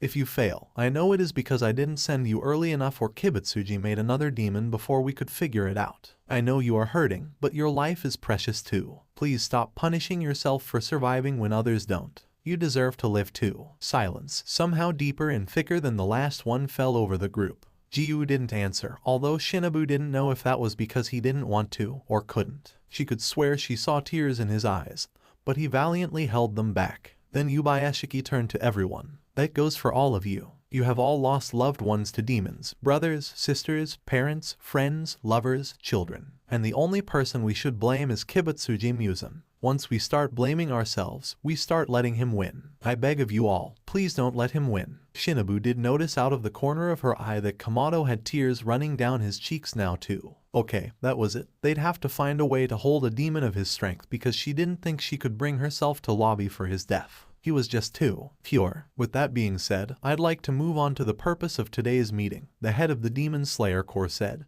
his signature smile back in place. Somehow he made it look so effortless. Shinobu wondered how he did it. Today, we fill 2 of our empty Hashira places. I would like to introduce to you Kenroji Mitsuri and Kamado Tanjiro, our new love and sun pillars respectively. Kamado and Kenroji both turned towards the group and bowed. Please take care of us, they both said. Wait, Shinazugawa spoke up. The girl's bad enough, but the kid's like 12. I'm 14, Kamado said, looking up in exasperation. What do you mean, bad enough? Kenroji asked, sounding offended for probably the first time in her life. Shinazugawa stepped forward, his eyes narrowing. Shinobu went to step after him, but a hand on her arm caused her to look up at Tomioka-san. He shook his head, then turned to stoically face Yubaeshiki-sama. Oi, why are your teeth like that? The wind pillar asked, sounding angrier than ever. Kamado glanced at Yubaeshiki-sama, who didn't answer and sighed. He looked over at Kenroji. Please don't get involved. This is something I need to take care of myself. She looked troubled at his words, just about as troubled as Shinobu felt. What? Then Kamado stepped away from them, hands still in front of him.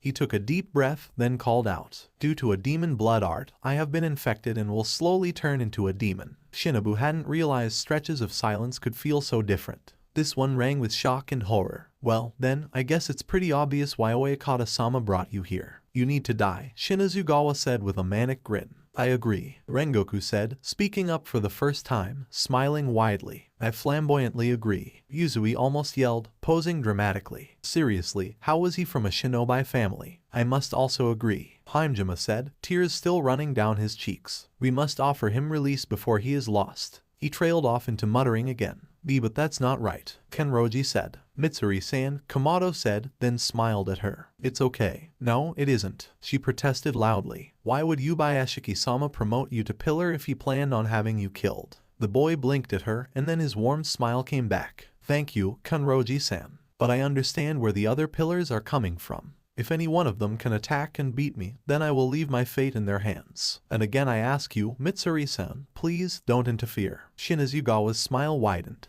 Good answer. And with that, he attacked. Shinobu held her breath as Kamado and Shinazugawa clashed, the latter using his sword to slash down. And then Kamado disappeared. She caught his movement, but only barely. How the boy stepped so quickly, grabbing the wind pillar's arms and tossing him over his shoulder onto the ground, simultaneously disarming him. That quickly, it was over. Shinazugawa lay on the ground just staring up at the sky in shock. Shinobu felt her mouth drop open. He'd defeated a pillar, and he hadn't even drawn his sword.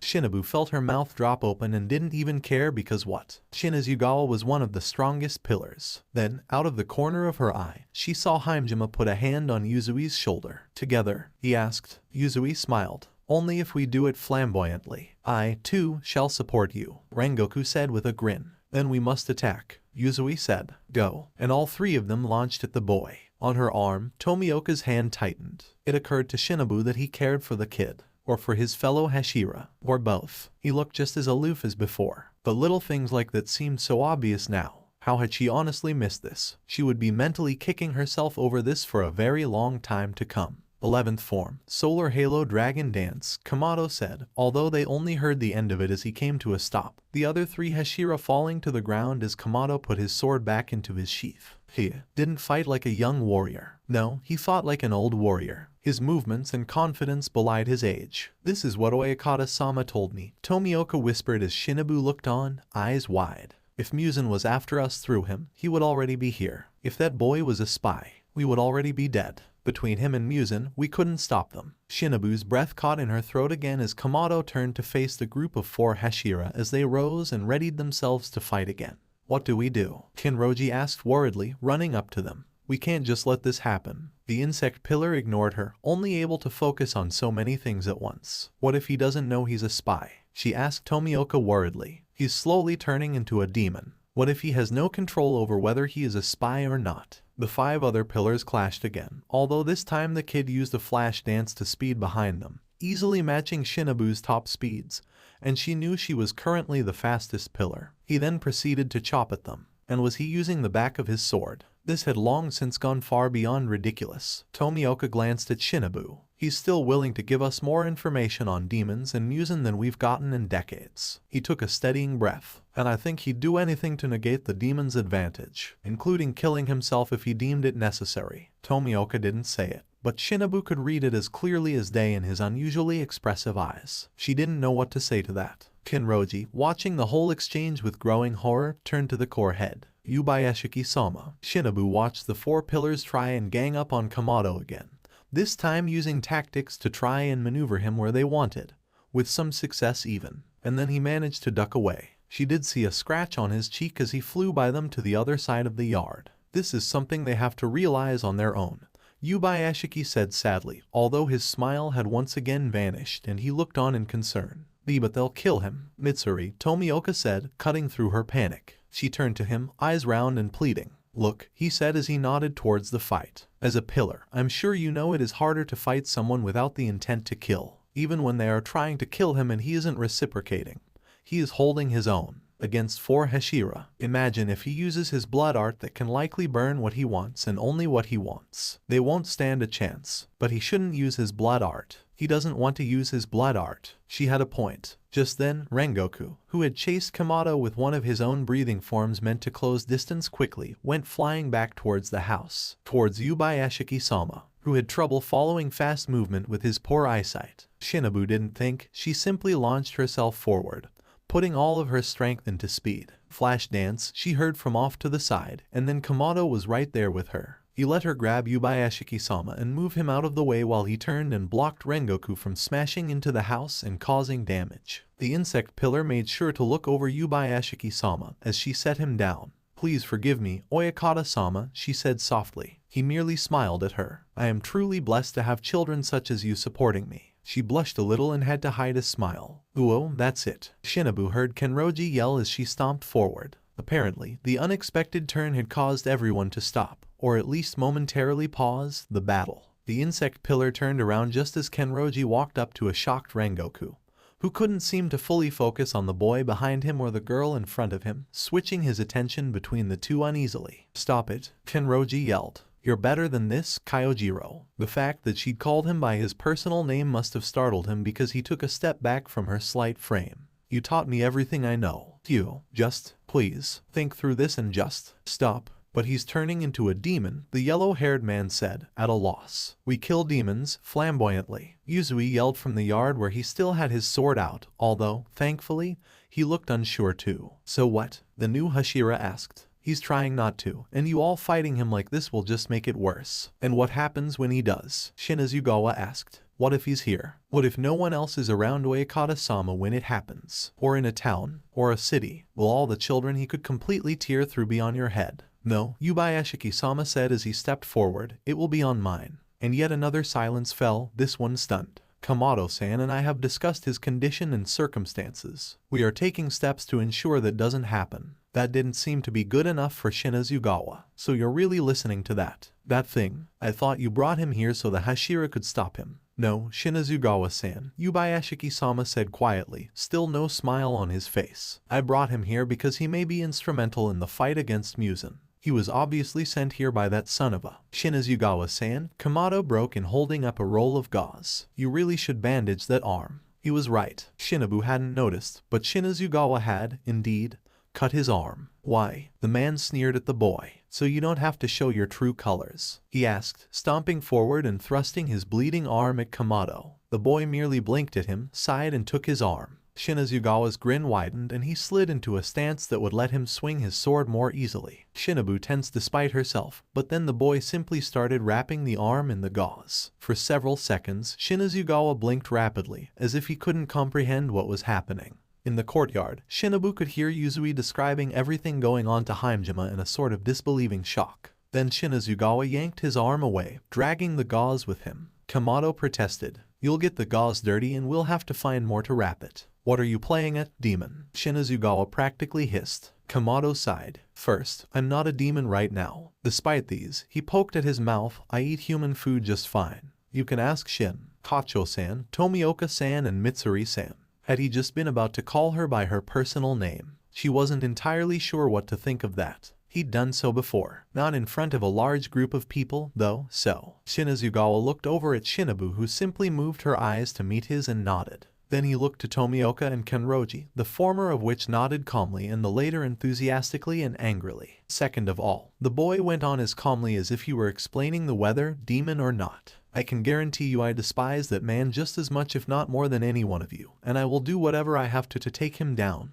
with or without your help. Then he smiled. I'd much rather do it with your help as we have a much bigger chance of success. Then Shinazugawa snorted derisively. Why should we trust you? There is no such thing as a good demon. The boy's smile faded back to a stony cool. You really don't know, do you? He asked quietly. Huh? The wind pillar jeered. Know what? You don't understand. The reason there aren't more demons despite Kibutsuji turning multiple people a week sometimes is because they remember. It isn't uncommon for a demon to realize what happened when they come back to themselves after the initial phase of hunger overtook them. They realize what they've done. Most demons have one of two reactions to that. Either they double down and throw everything they have into simply surviving in a new situation they cannot begin to truly comprehend, or they walk into the sun. Everyone was staring at him now as he took a step forward, towards the wind pillar. You, all of you, treat demons like they choose exactly what they become as demons, or like they even chose to be a demon at all in the first place. But it isn't like that at all. Muse intends to approach those who are sick, or people at their lowest point and offer them what they see as a way out. He doesn't explain the consequences or the price they'll have to pay. And those are the people he doesn't simply turn because he just wants to. And once they do turn, they aren't the same, but not for the reason you think. He took another step forward. A demon has to fight for every single memory they have, even those they gain after they become a demon, because Musen likes taking that away from them. Shinazugawa scoffed. You think that means anything? He asked, taking his own step forward and getting into the kid's face. You think that gives them all a free pass to just kill whoever they want, whenever they want? Don't put words in my mouth, Kamado returned. Of course you would take their side, monster. There is no good demon. It doesn't exist. You're just here to tear us apart and we all know it, so you may as well stop playing at making nice. Stop taking every demon's actions so personally. Kamado didn't yell, but he may as well have. They're sick, humans who have come down with something they cannot help. And it isn't a random sickness that kills the body, it makes the body think it's fine, better, even, while taking away what makes that person them. It's like someone came in and scooped out parts of their hearts, sometimes their entire being, leaving a hollowed husk behind in their place. And that someone is Musen. The worst part is that he enjoys it. He likes seeing what he can do to break people, so of course they'd be different people for a while after they turned.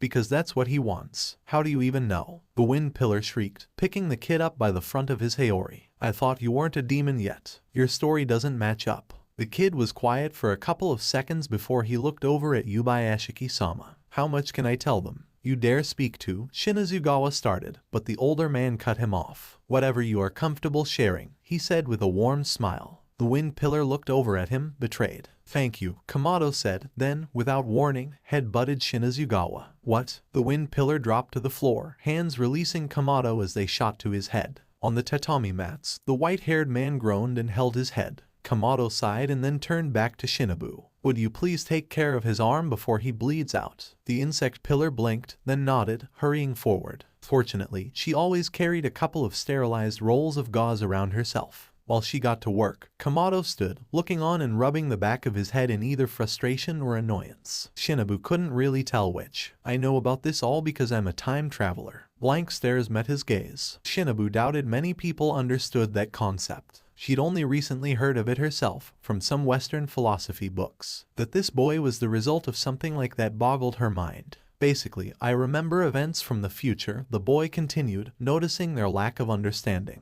If I die, I wake up on a certain day. The day before Kibutsuji Musen attacks and kills my family. The first time he turned my sister into a demon, and I became a demon slayer. But the problem is, after many hardships, problems, and he glanced at the pillars, losses, my sister actually was able to conquer the sun as a demon. Gasps all around. beneath her hands. Even Shinazugawa tensed. Well, at least he was listening. Muzan came after her. We were able to find a cure for demons to turn them back into humans. What? A cure? Impossible. Many of the Hashira cut in. But Kamado continued as if he hadn't even heard them. But while Nezuko was recovering, Muzan attacked, forcing us to fight him and his Kazuki. Many more demon slayers died, and he managed to turn me into a demon. He did not look happy at that. Not that Shinobu blamed him. Not that she was even sure she believed him at this point. Eventually I remembered everything, and my deepest wish was to change that. I suppose that wish influenced my demon blood art, because when I activated its final form, I woke up back in time, as a human.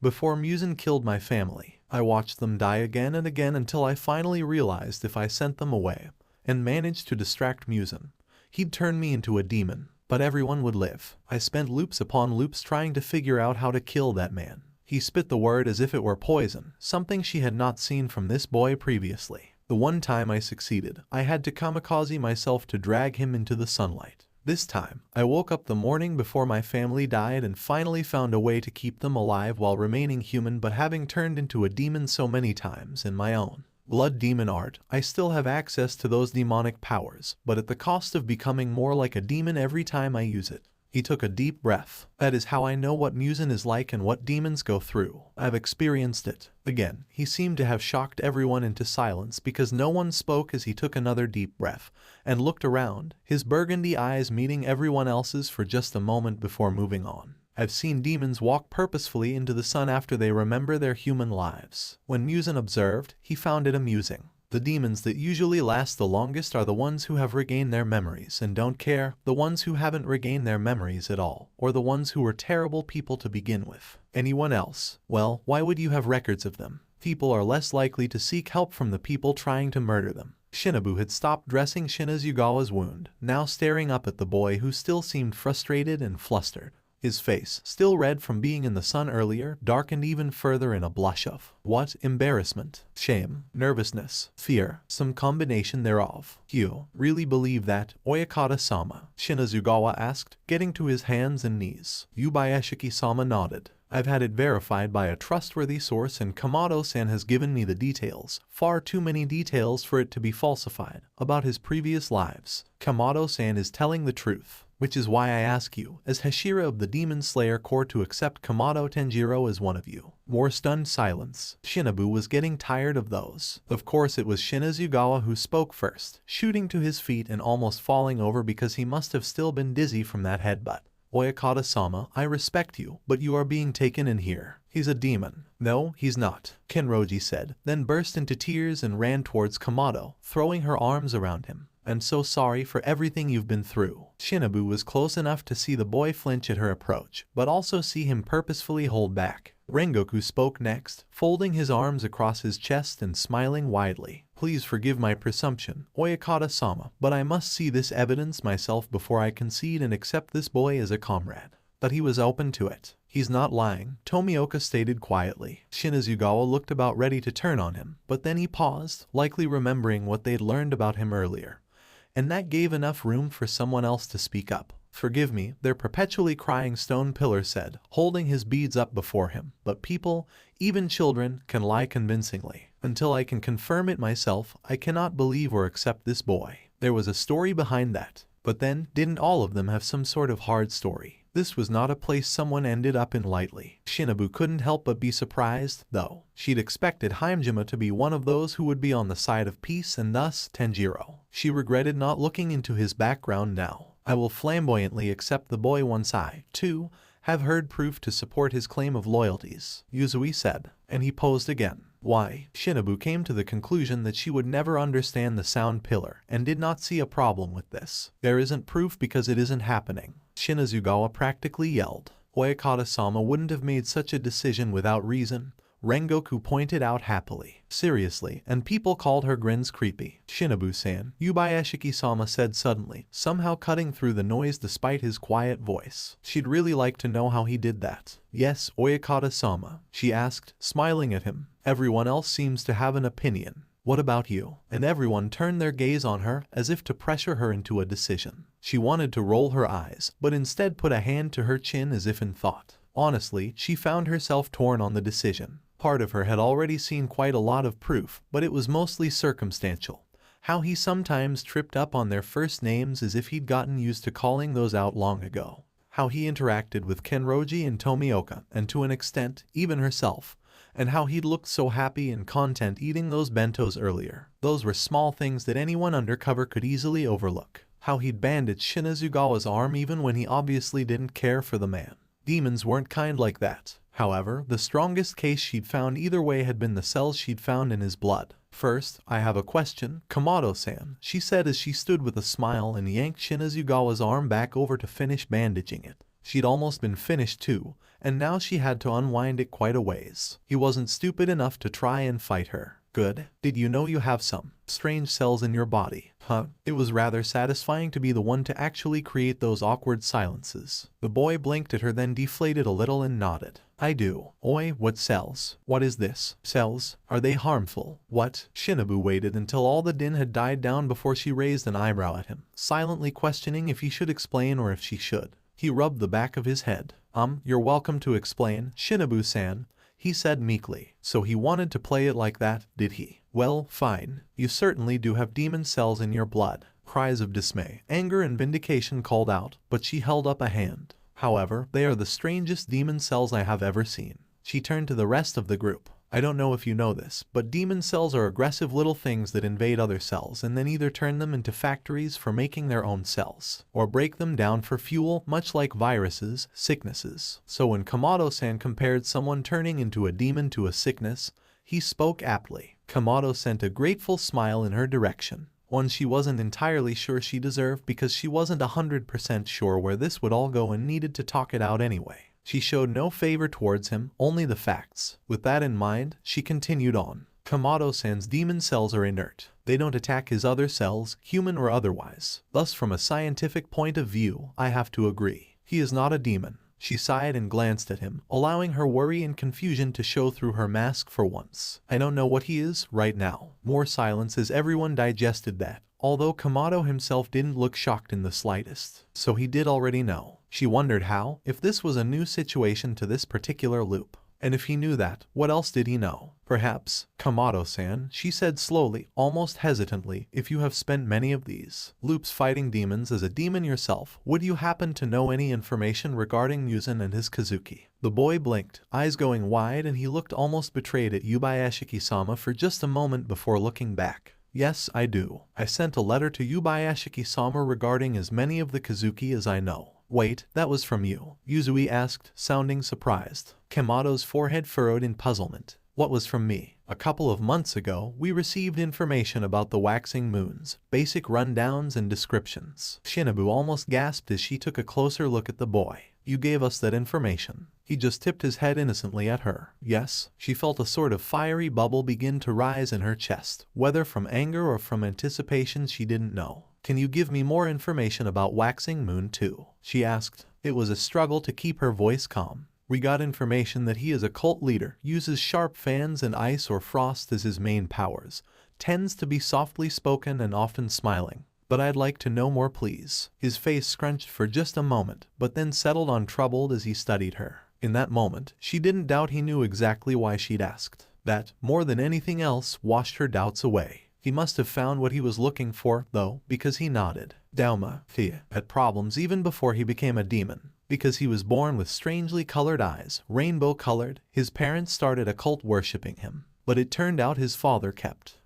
He shrank in a little and his cheeks colored very adorably, sleeping with the believers. Normally Shinobu would have thought his reaction to that revelation was too pure for this world. But at the moment, she was too focused on finally getting the information she really wanted about the demon who killed her sister. When his mother was finally pushed too far, she killed her husband who dealt her a fatal blow in return if I recall correctly. They both died and Dauma didn't feel anything. That hasn't changed. He kept up with the cult and believes the people he eats live on through him. Kamado shook his head. He's terrible, in a completely different way than Waxing One and Muzan. He honestly sees nothing wrong with what he does while simultaneously knowing exactly what is wrong with eating people. He sighed and rubbed the back of his head, frustrated. It's hard to explain. Before Shinobu could prod further, Rengoku spoke up. Waxing Moon 1. The former demon slayer. Shinobu did remember that being in the information they were given and she did want to know about it. but she still shot the yellow-haired man a poisonous look for hijacking her question. Kamado nodded at him. Yes, he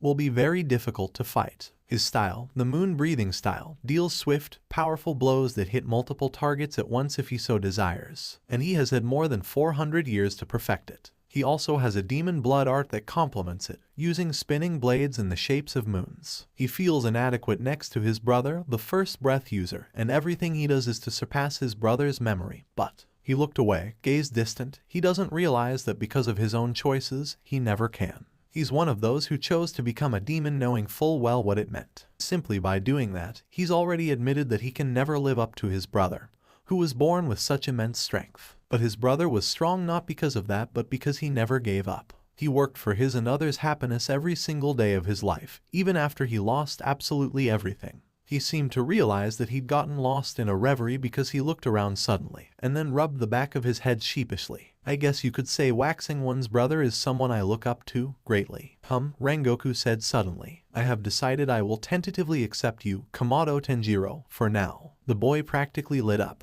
Really, Rengoku-san? The man in question simply nodded. What? Shinazugawa practically screeched. He just comes in and says exactly what you want him to say and you just accept him like that.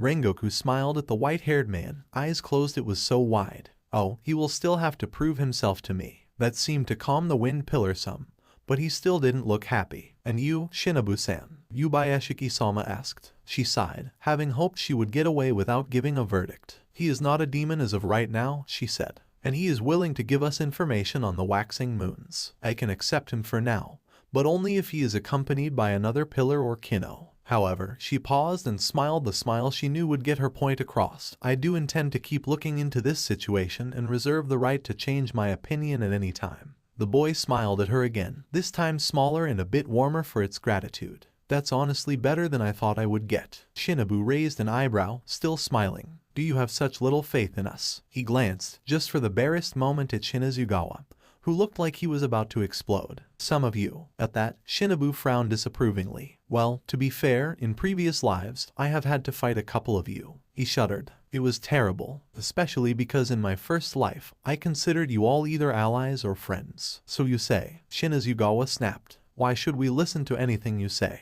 Kamado just looked over at him, eyes wide and innocent. Because it's true. Yeah, right. The wind pillar growled. You've given no actual proof that you're on our side. Shinobu disagreed with that. Just his general attitude and small things that he did were enough to convince her. Not that she'd actually tell anyone she was convinced. The red-haired boy's smile just slipped away as he stared sadly at his accuser. That stubbornness will cost you the war, Shinazugawa-san. And what is that supposed to mean? You little, he started, then proceeded to insult Kamado in multiple colorful ways. Shinobu couldn't help but be a little impressed. Instead of responding, though, Kamado just turned to Yubaeshiki-sama and bowed a little. Is there anything else you wanted to speak of today, Oyakata-sama? A couple of things, if you wouldn't mind lining up again, he responded serenely. After a moment, they all turned to do so, albeit some more reluctantly than others. Kenroji practically dragged Kamado with her to their previous place in line, defiantly glaring at Shinazugawa the entire way. The rest of the meeting went about as usual, with patrol routes being adjusted here and there. When Kamado received his assignment, he stiffened for a moment until Yubaeshiki-sama informed him that the former water pillar, Urokudaki Sakonji, would be accompanying him whenever he left for his patrols. He'd just written to Urokudaki assuring him that they would work out whatever they needed to. Shinobu supposed that a former Hashira accompanying him would be an acceptable accommodation instead of a current one. She'd been alright with a kinno accompanying him after all. Then the meeting ended and she let Kenroji, Tomioka and Rengoku drag Kamado away,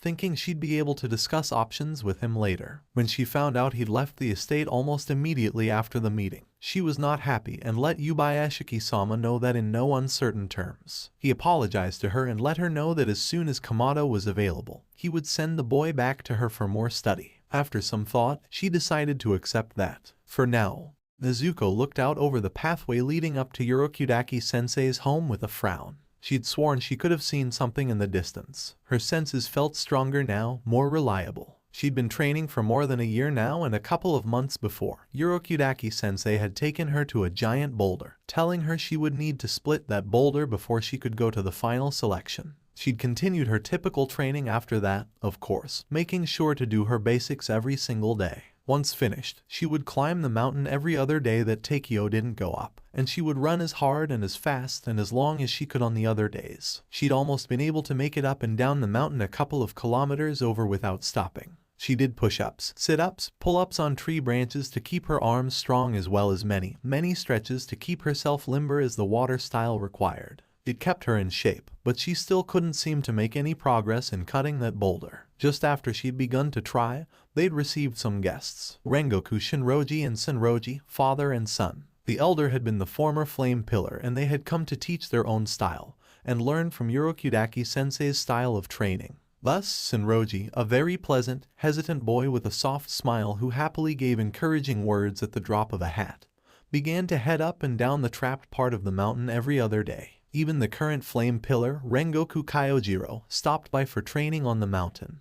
Meanwhile, the former flame pillar had put Takeo and Nezuko through the workout of their lives. She'd thought Urokudaki-sensei had been bad, but he didn't make them do 1,000 squats at a time, 500 push-ups, 500 sit-ups and balancing exercises that made Nezuko's arms and legs hurt just thinking about them. Then they'd been told that they were lucky he was overseeing their training here as at their home. They had open pits of flame. They would have to do all of this over to become one with the fire-breathing style. Suddenly, Nezuko was grateful for being thrown off waterfalls and into freezing lakes and rivers instead. Then, a couple of weeks in, much to the former and current flame pillar's frustration, Senroji hesitantly let his father know that he'd taken to the water style better than the fire style, and had asked to remain there with Urokudaki-sensei and the Kamados. After a lot of discussion and some testing, Hanako actually came forward, saying she would like to learn the fire-breathing style if Rengoku-san was willing to train her. He was. Nezuko thought Hanako was a little crazy, as she knew her younger sister had seen the training Nezuko and Takeo had gone through. Even though Nezuko felt stronger for it, the idea of subjecting herself to that every single day did not appeal to her. But part of her was also extremely proud of Hanako for being so brave. Thus, her little sister and the older Rengoku had set off only a couple of weeks ago, leaving Nezuko to try and cut the boulder again.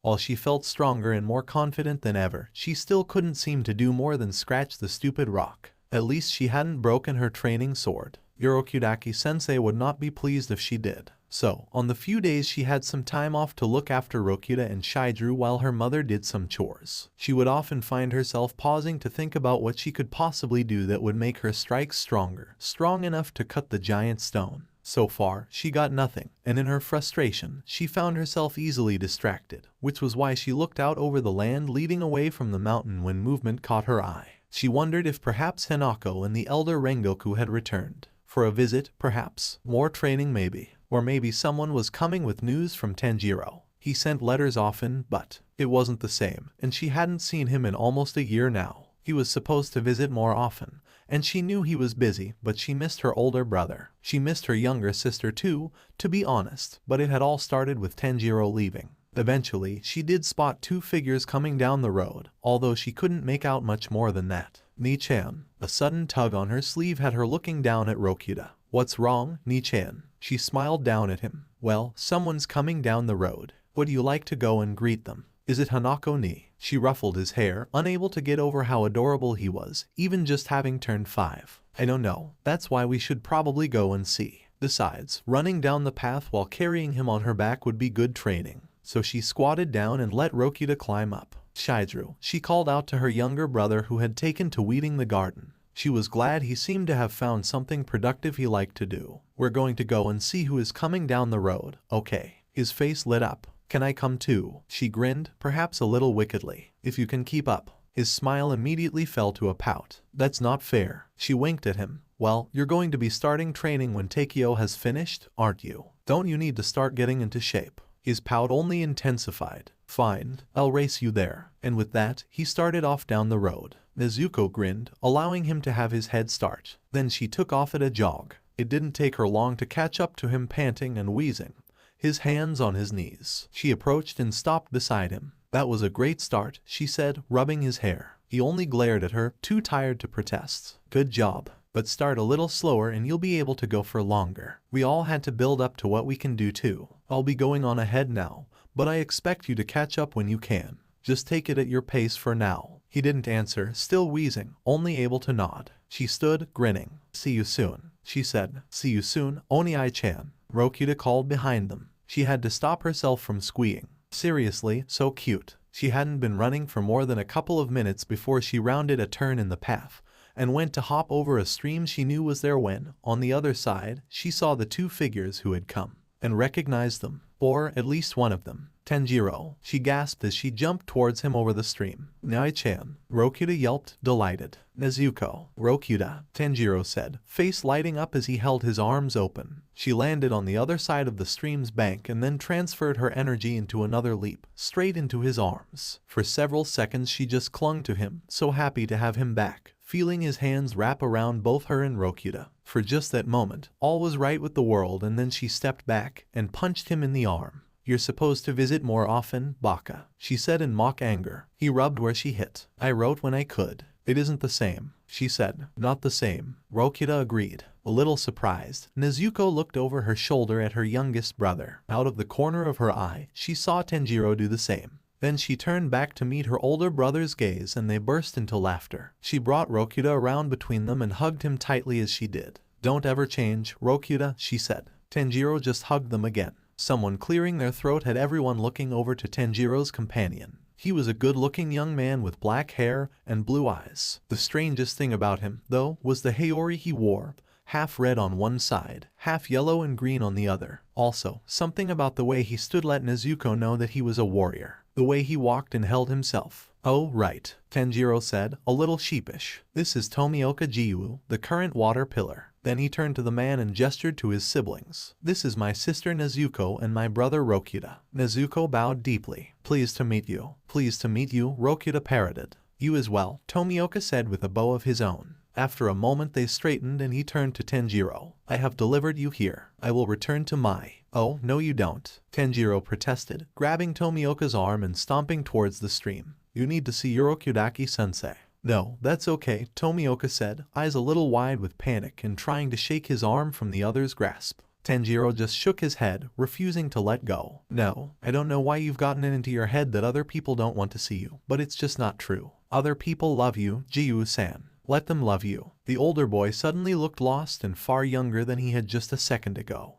But I'll run ahead and let them know you're coming, Nezuko said, not wanting to get in the middle of that, but also wanting to help her brother who seemed so determined to help Tomioka. Aka-san will want to know someone else will be staying for supper. With that, she grabbed Rokuta's legs and breathed as deeply as she could, trying to use what Urokudaki-sensei had taught her to push herself off and run ahead. It worked, sort of. Somehow she knew that while she was running far faster than she'd normally be able to, it wasn't enough. Just like it wasn't enough to cut the rock.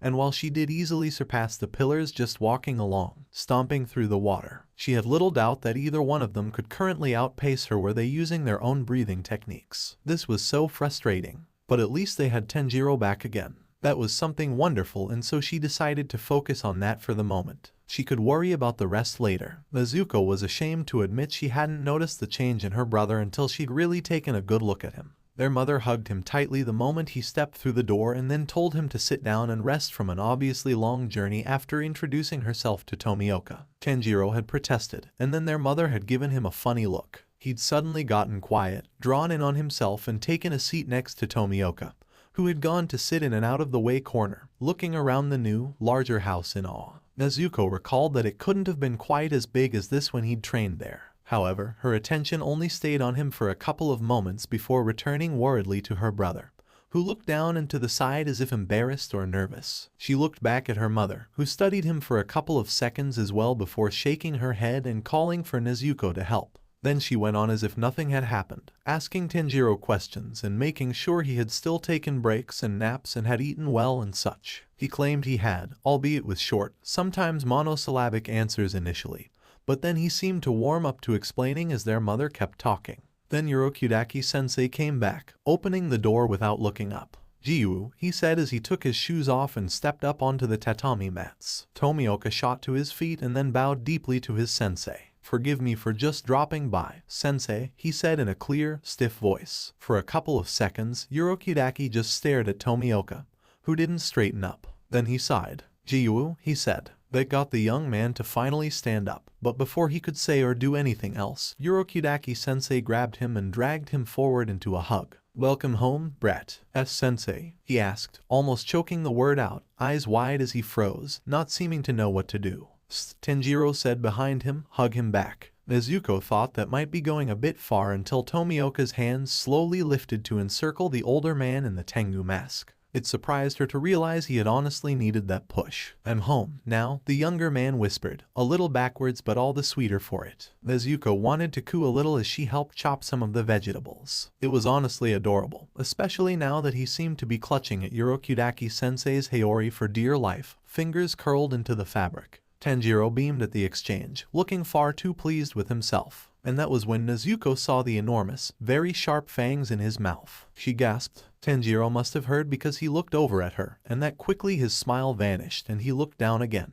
Nezuko, she heard her mother say sternly and looked up to see a disapproving expression on the woman's face. We'll discuss it later. For now, don't bring attention to it. So that was what she had noticed earlier. That made sense, Nezuko supposed. She looked between her mother and Tanjiro for a couple of seconds before she put her knife down and stalked over to her brother. He looked up at her, puzzled and a little wary, and that hurt, so she squatted down and hugged him again, just to show she wasn't afraid. So happy to have you back, Oni-chan, she whispered. His tense shoulders sagged, relaxing in what was undoubtedly relief. Thank you, he whispered back, smiling. She stood up, then turned back around and went to grab the knife again. When she glanced at her mother out of the corner of her eye, she did notice the woman was smiling herself. Good. They made small talk until dinner was ready and Nezuko was sent to call the others in. At that point, they only missed Takeo, Shizuru and Sanjuro. Rokuta had stuck around all evening, poking at Tomioka when he wasn't giggling at Tanjiro. He was also the first one to point out the new abnormality, before the other boys had even gotten to the house. Nei-chan, why do you have sharp teeth? Everyone seemed to freeze at that until Tanjiro just smiled down at his brother, albeit a little strained. I'll explain later, okay. Rokuta cocked his head to one side and then nodded knowingly. Okay. At that point, he turned and started poking at Tomioka again and asking him questions. Nezuko didn't know whether to relax or not. The room still felt tense to her, and she hated it, but didn't know what to do about it. Eventually, the door opened to reveal 3 boys, all of which looked scuffed and dirty, and 2 of them had swords over their shoulders as they laughed at some joke one or the other one had said. Shizuru noticed Tanjiro first. Oni-chan, he yelled, jumping into the house and practically throwing himself onto Tanjiro. Shizuru, their mother admonished, take off your shoes before you come inside.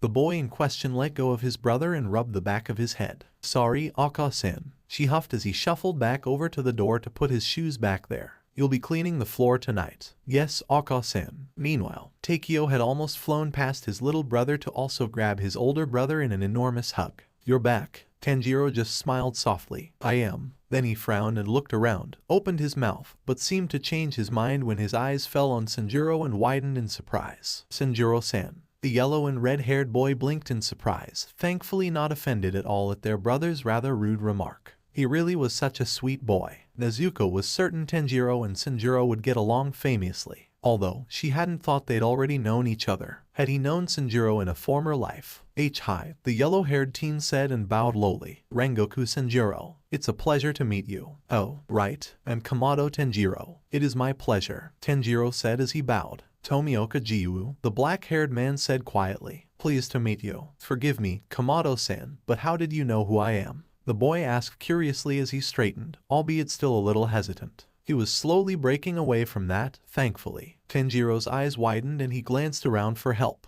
Apparently he didn't want to explain the time travel. Unfortunately, Nezuko could think of nothing that would help. She worriedly glanced at her mother who looked troubled. Surprisingly enough, it was Tomioka who came to his rescue. You look like your brother, the Flame Pillar. He speaks of you often. And that was it. Tomioka seemed to be a man of very few words. Sanjuro's eyes lit up and he practically beamed himself. He speaks of me. Yeah, Tanjiro said, smile so wide his eyes had closed. We knew you right away. Then he opened his eyes again.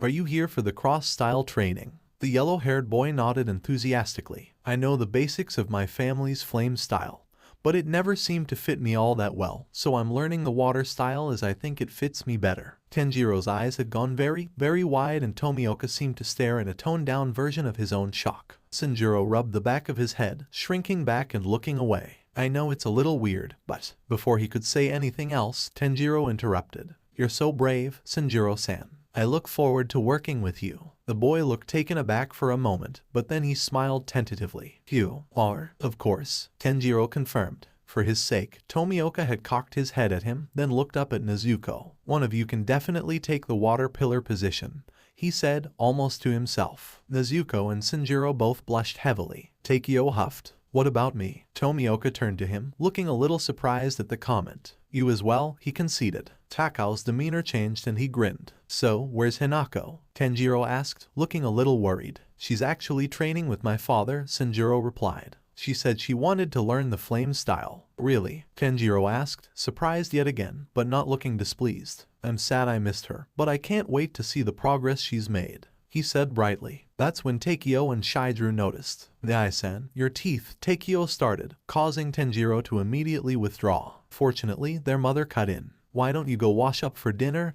everyone, she said brightly, and we can discuss everything else once we're finished eating. Half-hearted groans and sighs met her, but everyone trudged over to the water bucket they kept inside the house next to some soap and began to wash up. Having already done so, Tanjiro, Nezuko and Tomioka stayed seated. Once they all sat down and said their thanks, they began to eat. Even Rokuta kept up decently, although he still spilled quite a bit. They continued on with their small talk, asking Takeo how his training was coming along and then how Sanjuro liked living here and how different it was. Eventually, they all finished, even Rokuta, and Shidru had been asked to take the dishes over to the stove where they could boil some water to wash them in later. Then Yorokudaki-sensei broached the subject. Tanjiro, you said you'd give us an explanation for your teeth. The boy in question wilted a little and Nezuko wanted to rush over and hug him again, but refrained. Then her older brother sighed. Yes, I can tell you, he finally said, then took a deep breath and followed through. He explained that he somehow had gotten demon cells inside his body, but they weren't acting like normal demon cells. He spoke of how he could use demonic power, but how it would push him towards becoming a full demon the more he used it.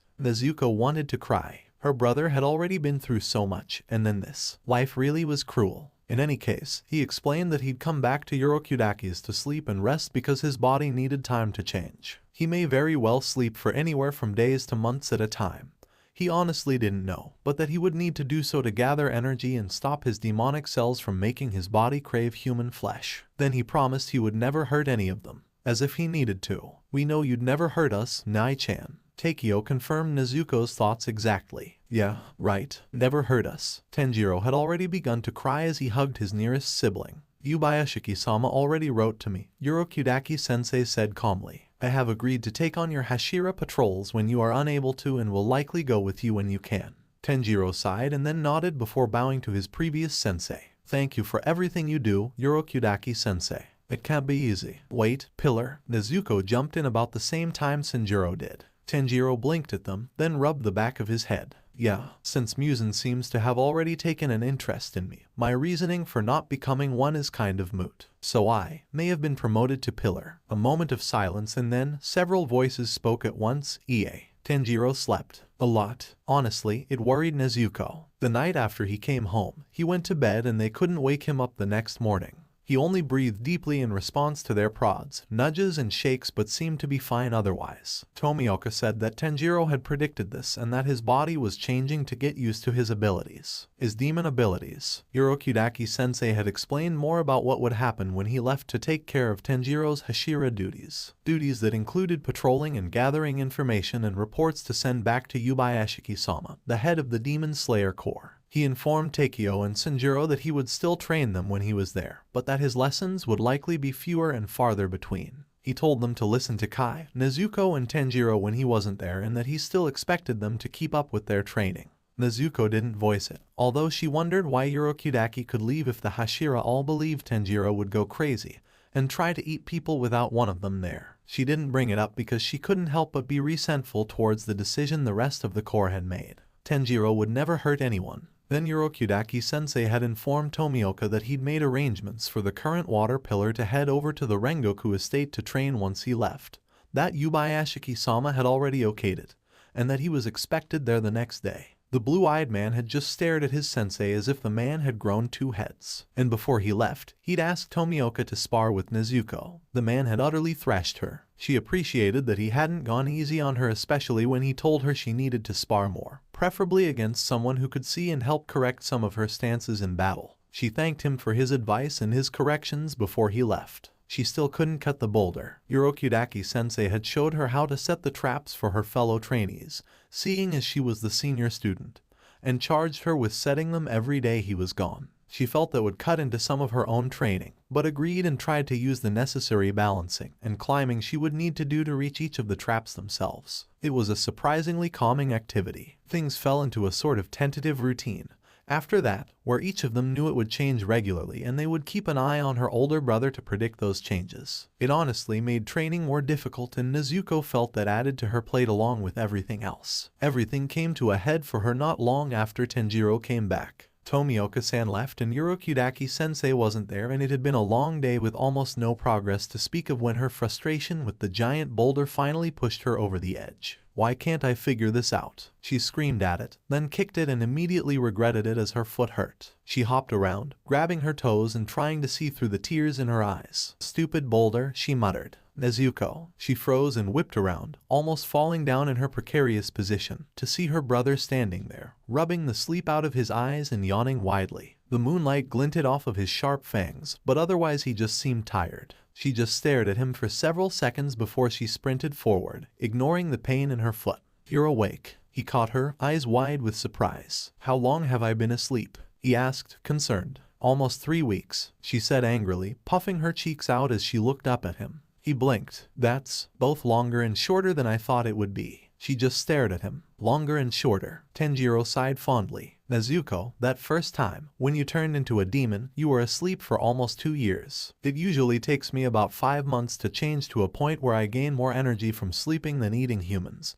And that's if I sleep straight through." He rubbed the back of his head and closed his eyes as if facing something monumental. "I don't know whether I'm sleeping like I am because I'm not fully demon, or if I just sensed you needed me. I could smell your distress all the way from home, you know." She folded her arms in a huff and looked away. "I'm just frustrated. That's all. I didn't mean to wake you." He reached over and patted her head. She backed away almost immediately. She wasn't a child, but when she saw the sad look on her brother's face, she instantly felt bad. "You don't have to treat me like a kid, Nai-chan," she said sulkily, hoping that would explain her feelings and actions. And, because it was Tanjiro, he just dropped his hand and smiled at her. "Sorry, Nezuko. Now, what are you having problems with?" She watched him warily for a couple of moments before she pointed at the large boulder. "I'm supposed to cut this, but I just can't seem to. I've been working at it for months on my own now, but Urokudaki-sensei says he can't teach me anymore." Her brother said thoughtfully, studying the rock. "To be honest, I had the same problem," he said, grinning at her. Her eyes went wide. "Why, you did?" He nodded. "Urokudaki-sensei hates sending people to the final selection. He's lost a lot of students that way. And even though I took care of the hand demon that likes to target his kids, that doesn't stop the fact that you will be going up against a supernatural being who will be typically faster and stronger and who wants to eat you. I'll suggest that he take on the task of sparring with you when he gets back from his current patrol. He doesn't have to stop people from going to the selection anymore." He paused and looked around. "You haven't met anyone here, have you? A boy with light hair and a girl wearing a fox mask with a flower on it." Nezuko just blinked at him. "No." He frowned. "Must have sent them on. Then I suppose it's up to me." With a strange expression on his face that seemed both bittersweet and determined, he took out his sword. It was wooden. "Nai-chan, that's a wooden sword. I have a metal one." He just tipped his head to one side in amusement. "Then I suppose you'll have an advantage." She glared at him for a minute before taking her sword out of its sheath and holding it in a ready stance, then charged. She couldn't even land a hit. "Okay," he said after a couple of minutes of sparring. "First thing you need to do is work on your breathing techniques while moving. You'll need to do this every morning and evening as well as any time you draw your sword. Second, let's tighten up those stances." And then, very gently, he would move her foot here or arm there and then make her repeat the motions to undo bad habits before having her come at him again. They worked through the night and into the early light of the pre-dawn. Once Tanjiro saw that, he smiled. "Why don't you sleep today, Nezuko, and I'll take over any duties you have." She blinked and shook her head furiously. "Oh no, I have to go set up the traps on the mountain and I have to oversee Sanjuro and Takio's training and help Mama fix breakfast.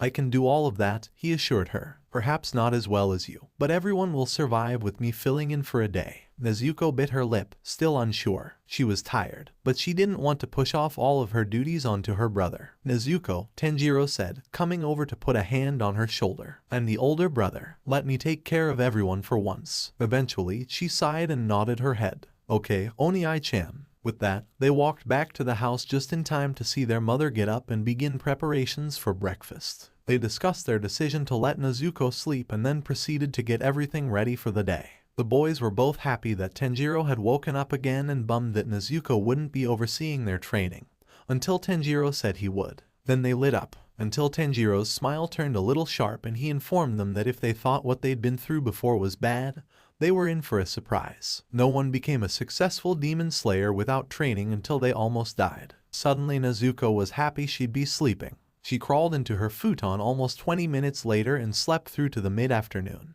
When she woke, she did her breathing exercises, then went out into the hot sun to begin her daily warm-ups, this time making sure to try and do so while using the total concentration breathing. She almost kicked herself for not having thought of doing so before. It made the exercises more difficult, but she refused to give up. Then she went over to her typical running spot to head up the mountain without the traps and tried to do her breathing exercises while running. She found that doing so that day became just a little easier than it had previously. That evening, after dinner, Tanjiro went back to bed, saying he didn't know how long he'd sleep this time. No one seemed happy about that, even a hurting Sanjuro and Takeo. Then he turned to his sister. Don't stay up too late, Nezuko. And if you see Sabato-san and Makoto-san, tell them Jiu-san and I said hi. She didn't know quite what to say to that other than to nod. Then she went back to the boulder, but instead of working on it, she slowly went through the small things Tanjiro had pointed out yesterday, doing her best to correct them. Even though she kept an eye out, she never did meet the people Tanjiro had spoken of. They soon realized that Tanjiro tended to sleep for anywhere from 1 to 4 weeks at a time, although usually the former. When he woke up, he would either train everyone or he would go out with Urokudaki-sensei on his pillar route. Thankfully, due to his circumstances, he'd been given a rather small one and they didn't come across demons often.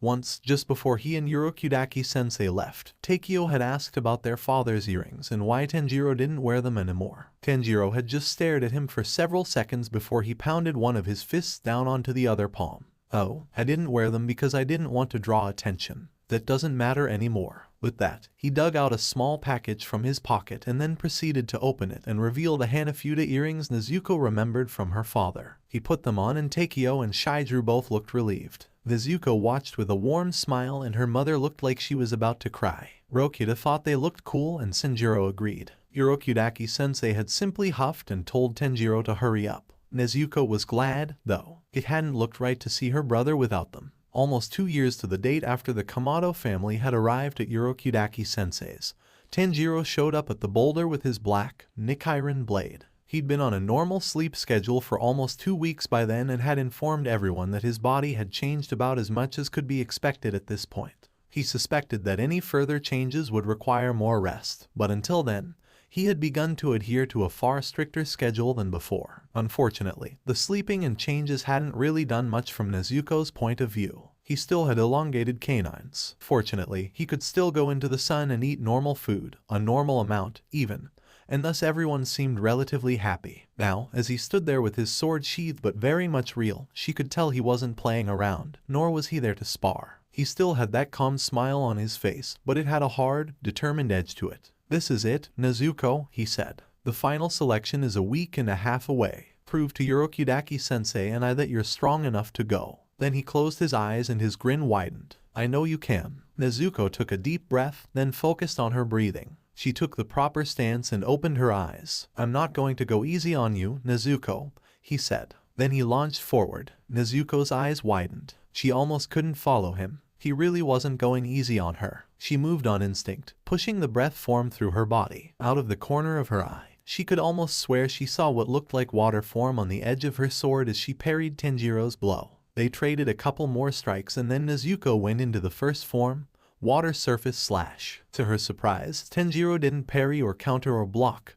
He dodged. Nezuko, already following through, saw the enormous boulder behind him and her eyes widened. Her sword fell. The boulder cracked and 2 halves fell away from each other. Nezuko stopped and stared in shock at what she'd done. because that had definitely been her. Her mouth fell open. Tanjiro came up behind her and put a hand on her shoulder. "Well done, Nezuko," he said. She still couldn't answer, unable to tear her eyes away from the broken boulder. "You were right, Tanjiro." Urokudaki-sensei's voice came from behind her, finally pulling her out of her shock enough to turn her head and close her mouth. "It would seem she is ready, and I need to rethink my later training strategy." "Urokudaki-sensei," Nezuko asked, still feeling a little shaken. "I've lost more children to the final selection than anyone should. I changed my way of training because I didn't want them to go. I don't want to see more children die." "Well, our new way of overseeing the final selection will probably help with that," Tanjiro pointed out. Nezuko blinked. "New way of overseeing?" she asked. Tanjiro nodded. "When people failed the test in the past, they either quit or they die. We're going to prevent that, but if we save someone, they automatically fail. However, we can then send them back to train some more. We need more quality demon slayers after all." Yubayashiki-sama agrees. "Oh," Nezuko said. That sounded like a good idea to her, but it also seemed like a distant thought because she'd succeeded. After a moment, she turned so she was facing both of them and bowed. "Thank you so much for teaching me." Tanjiro just grinned and Urokudaki-sensei sighed, reaching out and patting her on the head. "You've done well, Nezuko," he said. She couldn't help but notice out of the corner of her eye that Tanjiro's smile fell a little, eyes fixed on Urokudaki-sensei's hand patting her head. "Oh, right, why you can do that too," she said softly, glancing at Tanjiro and then at her foot, scuffing the dirt. "If you want, Tanjiro-san." More silence, and then Tanjiro reached over as Urokudaki-sensei pulled back and patted her head. She felt herself blush a little, but still enjoyed the contact. "We'll celebrate tomorrow and then head off for the final selection the day after," Urokudaki-sensei said. Nezuko blinked. Aren't we supposed to go on our own?" The water pillar nodded. "Yes, but a rank Kino or higher has to be with Tanjiro, who will be overseeing the final selection with another Hashira. Not the wind pillar guy Nyai-san told us about, I hope," Nezuko said worriedly. Tanjiro snickered while Urokudaki-sensei shook his head. "Yubayashiki-sama wants this to succeed. I don't think he'd send Shinazugawa-san unless he had no other choice." She felt herself relax a little. "Oh, good. Well, shall we go back to the house?" Tanjiro asked. "We can still get some sleep tonight." The other two agreed and they began their trek down the mountain together. Nezuko could see why Tanjiro liked Kenroji Mitsuri. The girl had been bubbly, happy, forward and so accepting it was unreal. When the two Komodo siblings and Urokudaki-sensei had arrived at the Fujikasane mountain, the pink-haired pillar had met them there. The moment she saw Tanjiro coming down the street, she'd squealed and shot forward to hug him, saying she was so glad he was alright and very much still not a demon. Then he'd introduced Urokudaki-sensei, who had bowed and taken his leave. She'd greeted him happily, but respectfully, thanked him and promised him she'd look after his students. Then Tanjiro had introduced Nezuko. If Nezuko thought Kenroji had squealed earlier, it was nothing compared to that moment. Minutes later, her ears had still been recovering. The woman had then practically attacked Nezuko in a hug, saying how adorable she was and how amazing she was to have gotten this far and how happy she was to finally meet Tanjiro's sister, who he always spoke of, and how she couldn't wait until Nezuko passed the selection. Thankfully, Tanjiro had been able to get Kenroji to let go so Nezuko could breathe. To her credit, the pillar had apologized. Then they climbed the mountain together as Tanjiro and Kenroji caught up. Apparently the final Hashira spot had been filled by a man who had made his own style based on the water style called the serpent style. The man, Aguro Obanai, was super cute and extremely handsome and competent, and amazing just like so many of the other Hashira, according to her. Nezuko couldn't help but think that the woman's style, the love style, certainly fit her. Was there anything she didn't absolutely love? Besides demons, obviously. Once they'd reached the top of the staircase, Tanjiro had told Nezuko how much he believed in her, and then he and Kenroji had headed off to one side. Then what looked like nearly identical twin girls stepped out of some wooden doors and explained the test. Nezuko found it more than a little creepy that the girls didn't seem to have any other expression than their fixed smile as they explained how everyone would have to survive in the area beyond the gate for 7 nights. Then they said that the two Hashira already there, Komodo Tanjiro and Kenroji Mitsuri, who both waved at the applicants, would go around the forest helping where they could. However, if they interfered in a fight, it would be an automatic fail and the contestant would be escorted out and sent back to their cultivator for more training. They insisted there was no shame in that, although Nezuko could already tell that several people didn't actually believe or agree with that. One boy in particular, wearing a boar's mask of all things, seemed more than happy to proclaim that no one had better interfere in any of his battles. For some reason, she noted that Tanjiro had smiled at the boy almost nostalgically. Perhaps someone he'd known in a former life. She wondered what that said about his companions. And then they were released into the area behind the doors on the demon-infested mountain. 2 days in and Nezuko had already encountered and killed 3 demons. It had been both easier and harder than she expected. Every fight had seen its own difficulty, but once she'd established a rhythm that worked, she'd found herself surprised at how easily the water style she'd once found so difficult came to her. When she'd heard about breath styles people adapted from the original elemental styles, she'd initially wondered if that would be for her, but it seemed as if that would be unnecessary. So she slept during the day as much as she could and then woke at night to hunt demons, all the while hiking in the direction they'd been told to head towards. She didn't see much of a point in hurrying as quickly as she could, as she was there to survive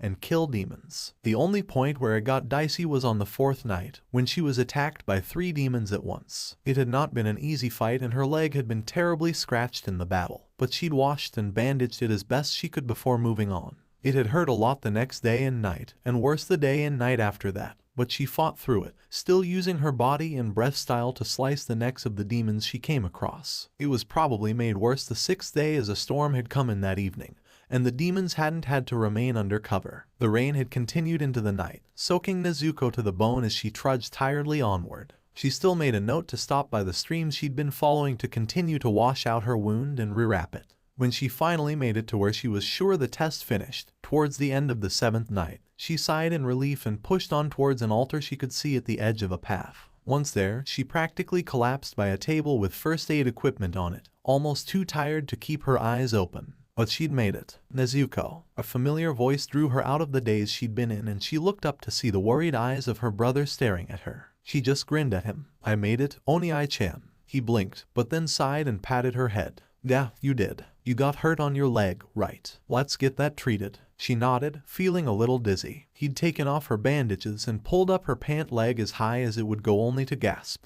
She looked down to see the gashes from the demon had gotten red and very swollen. "That couldn't be good." "Nezuko," he said softly, "this is probably going to hurt." She winced and nodded, then bit the arm of her Haori in preparation. Tanjiro began to treat her wound, using a small knife to cut it open again, letting a gross clear liquid streaked with white out, and then squeezing it to get more. She screamed into her sleeve as he did, but didn't move. Once he'd done that, he poured alcohol onto it and she screamed again, still refusing to open her mouth fully so the fabric could mute her at least a little. "Hey, are you alright?" A voice had her looking up through the pain and haze to see light brown, almost amber, eyes and yellow hair. It was a boy, she realized, and he looked worried. "Yeah, Zenitsu," Tanjiro said. "Her wound was infected." The yellow and orange-clad boy paused.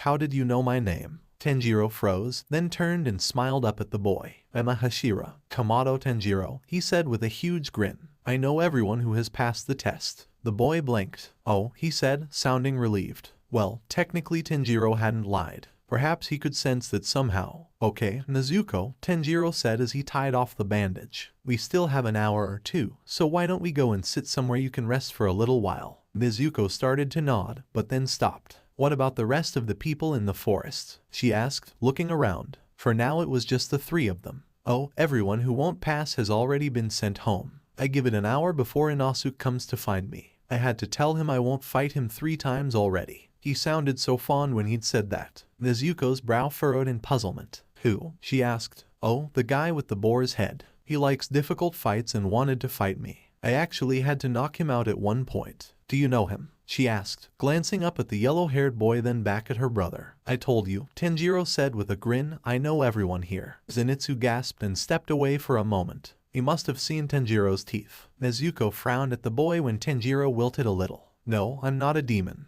Yes, I have some demonic traits due to a blood art. I don't really want to go into it right now as I'd much prefer to look after my sister. However, are you hurt anywhere, Zenitsu-san?" The boy seemed a little taken aback at that. "Oh, no. I mean, I have this enormous bruise on my butt and so many little scratches all over my arms and face and I hurt. But it's nothing compared to Nezuko-chan," he asked, looking to her. Tiredly, she nodded. "Kamado Nezuko. Nice to meet you. Agatsuma Zenitsu." The boy bowed. "And you're so pretty, will you marry me?" At her side, she felt Tanjiro tense. "Let's see if I understand you, Zenitsu-san," Tanjiro said with a bright smile that hid his abrupt defensiveness. Very suddenly, he seemed to want to show off his teeth. Nezuko wanted to roll her eyes, but was just too tired. "You're so utterly shameless that you'll come up to a girl who is plainly injured, who may not even be in the right mind to answer your question, and try to goad her into marrying you." Agatsuma suddenly backed away, eyes wide with fear as Tanjiro continued. "You're both what, 14, 15, 13, somewhere around there. You both have time, and you, Zenitsu-kun, will need to get to know any possible wife before they become your fiancé.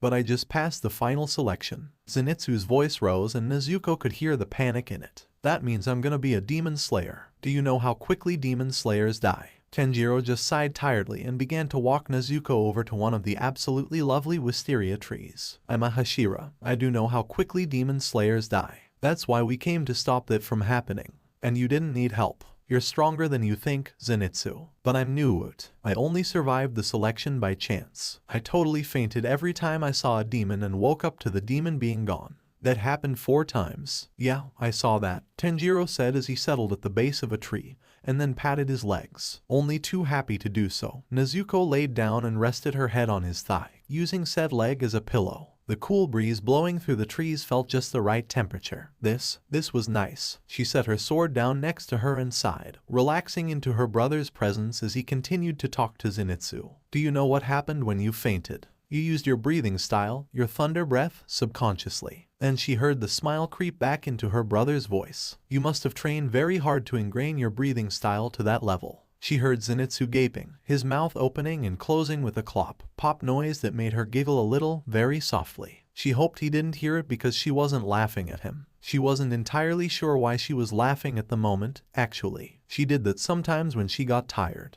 and was in pain. Better than crying, she supposed. No, that couldn't have been what happened," Zenitsu finally said, sounding utterly disbelieving. "You don't think so?" Tanjiro asked, and Nezuko could hear the frown in his voice that time. "Because I'm sure that's what I saw at least 3 times. Why do you find it so hard to believe that you're strong?" "Because I'm new what?" Nezuko winced, having almost been asleep. "SHH," Tanjiro hissed. "Oh, right. Sorry," her brother sighed. "Look, whatever or whoever made you think you're weak is wrong. You're not." Zenitsu grumbled something, and her brother prodded for a repeat, apparently not having heard. "What? I said it's only everyone I've ever met," Zenitsu almost yelled. Nezuko sighed. Tanjiro cleared his throat. "Sorry, again," Zenitsu muttered. "You say everyone thinks you're weak?" Tanjiro asked after a couple of moments of silence. "Yes," Zenitsu practically yelled. "Every person I've ever met. Even your cultivator?" Tanjiro asked. Zenitsu didn't answer for several seconds, then muttered, "He's the only one who hasn't." "No, he's not. Because I think you're strong and my fellow pillar, Kenroji Mitsuri, thinks so too." More silence. Then, really? Me? "Absolutely," Tanjiro said firmly. "You're strong, and if you work at it, you'll only get stronger. But I think that sometimes people see someone crying and automatically assume they're weak. I don't think crying is weak. People who are able to cry in front of others know they may get ridiculed, but do it anyway. People who cry in front of others, real crying, not crying for sympathy, are strong. They cry all the time." He added that last part on as if in afterthought. "Why, you do?" "Yes, he does," Nezuko muttered, her words a little slurred. She doubted she'd remember all of this when she woke up, but when Zenitsu wasn't too loud, their conversation was nice to listen to. "So do I." Oh. More silence. "Nezuko-chan, do you like a man who cries?" Nezuko answered while Tanjiro sighed. "Zenitsu-san, I like you. We could definitely be friends," her brother said. "Really?" Zenitsu asked, sounding pleased. "Most certainly. However, if I find you pestered my sister to try and get her to marry you, especially before you've known each other for at least 2 years, I will make sure you very deeply regret it. Do I make myself clear?" A gulp. "Why, yes, sir." "Good." Nezuko frowned. "That doesn't sound like you, Onii-chan," she said. Onii-chan was supposed to be happy and positive, even when giving scoldings. Then again, she'd never heard him give a threat before. As far as she knew, he'd never had to. "Sorry, Nezuko," he said softly, stroking her hair. It felt nice. "I've changed, I suppose."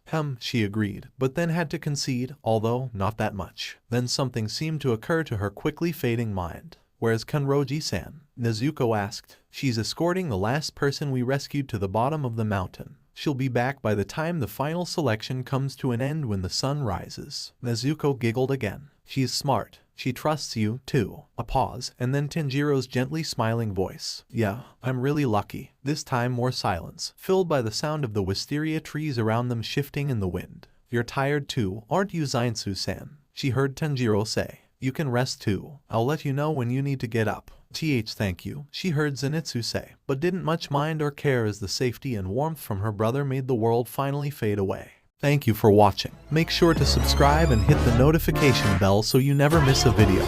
And comment down your opinion on this video. Thanks for stopping by and I'll see you in the next one.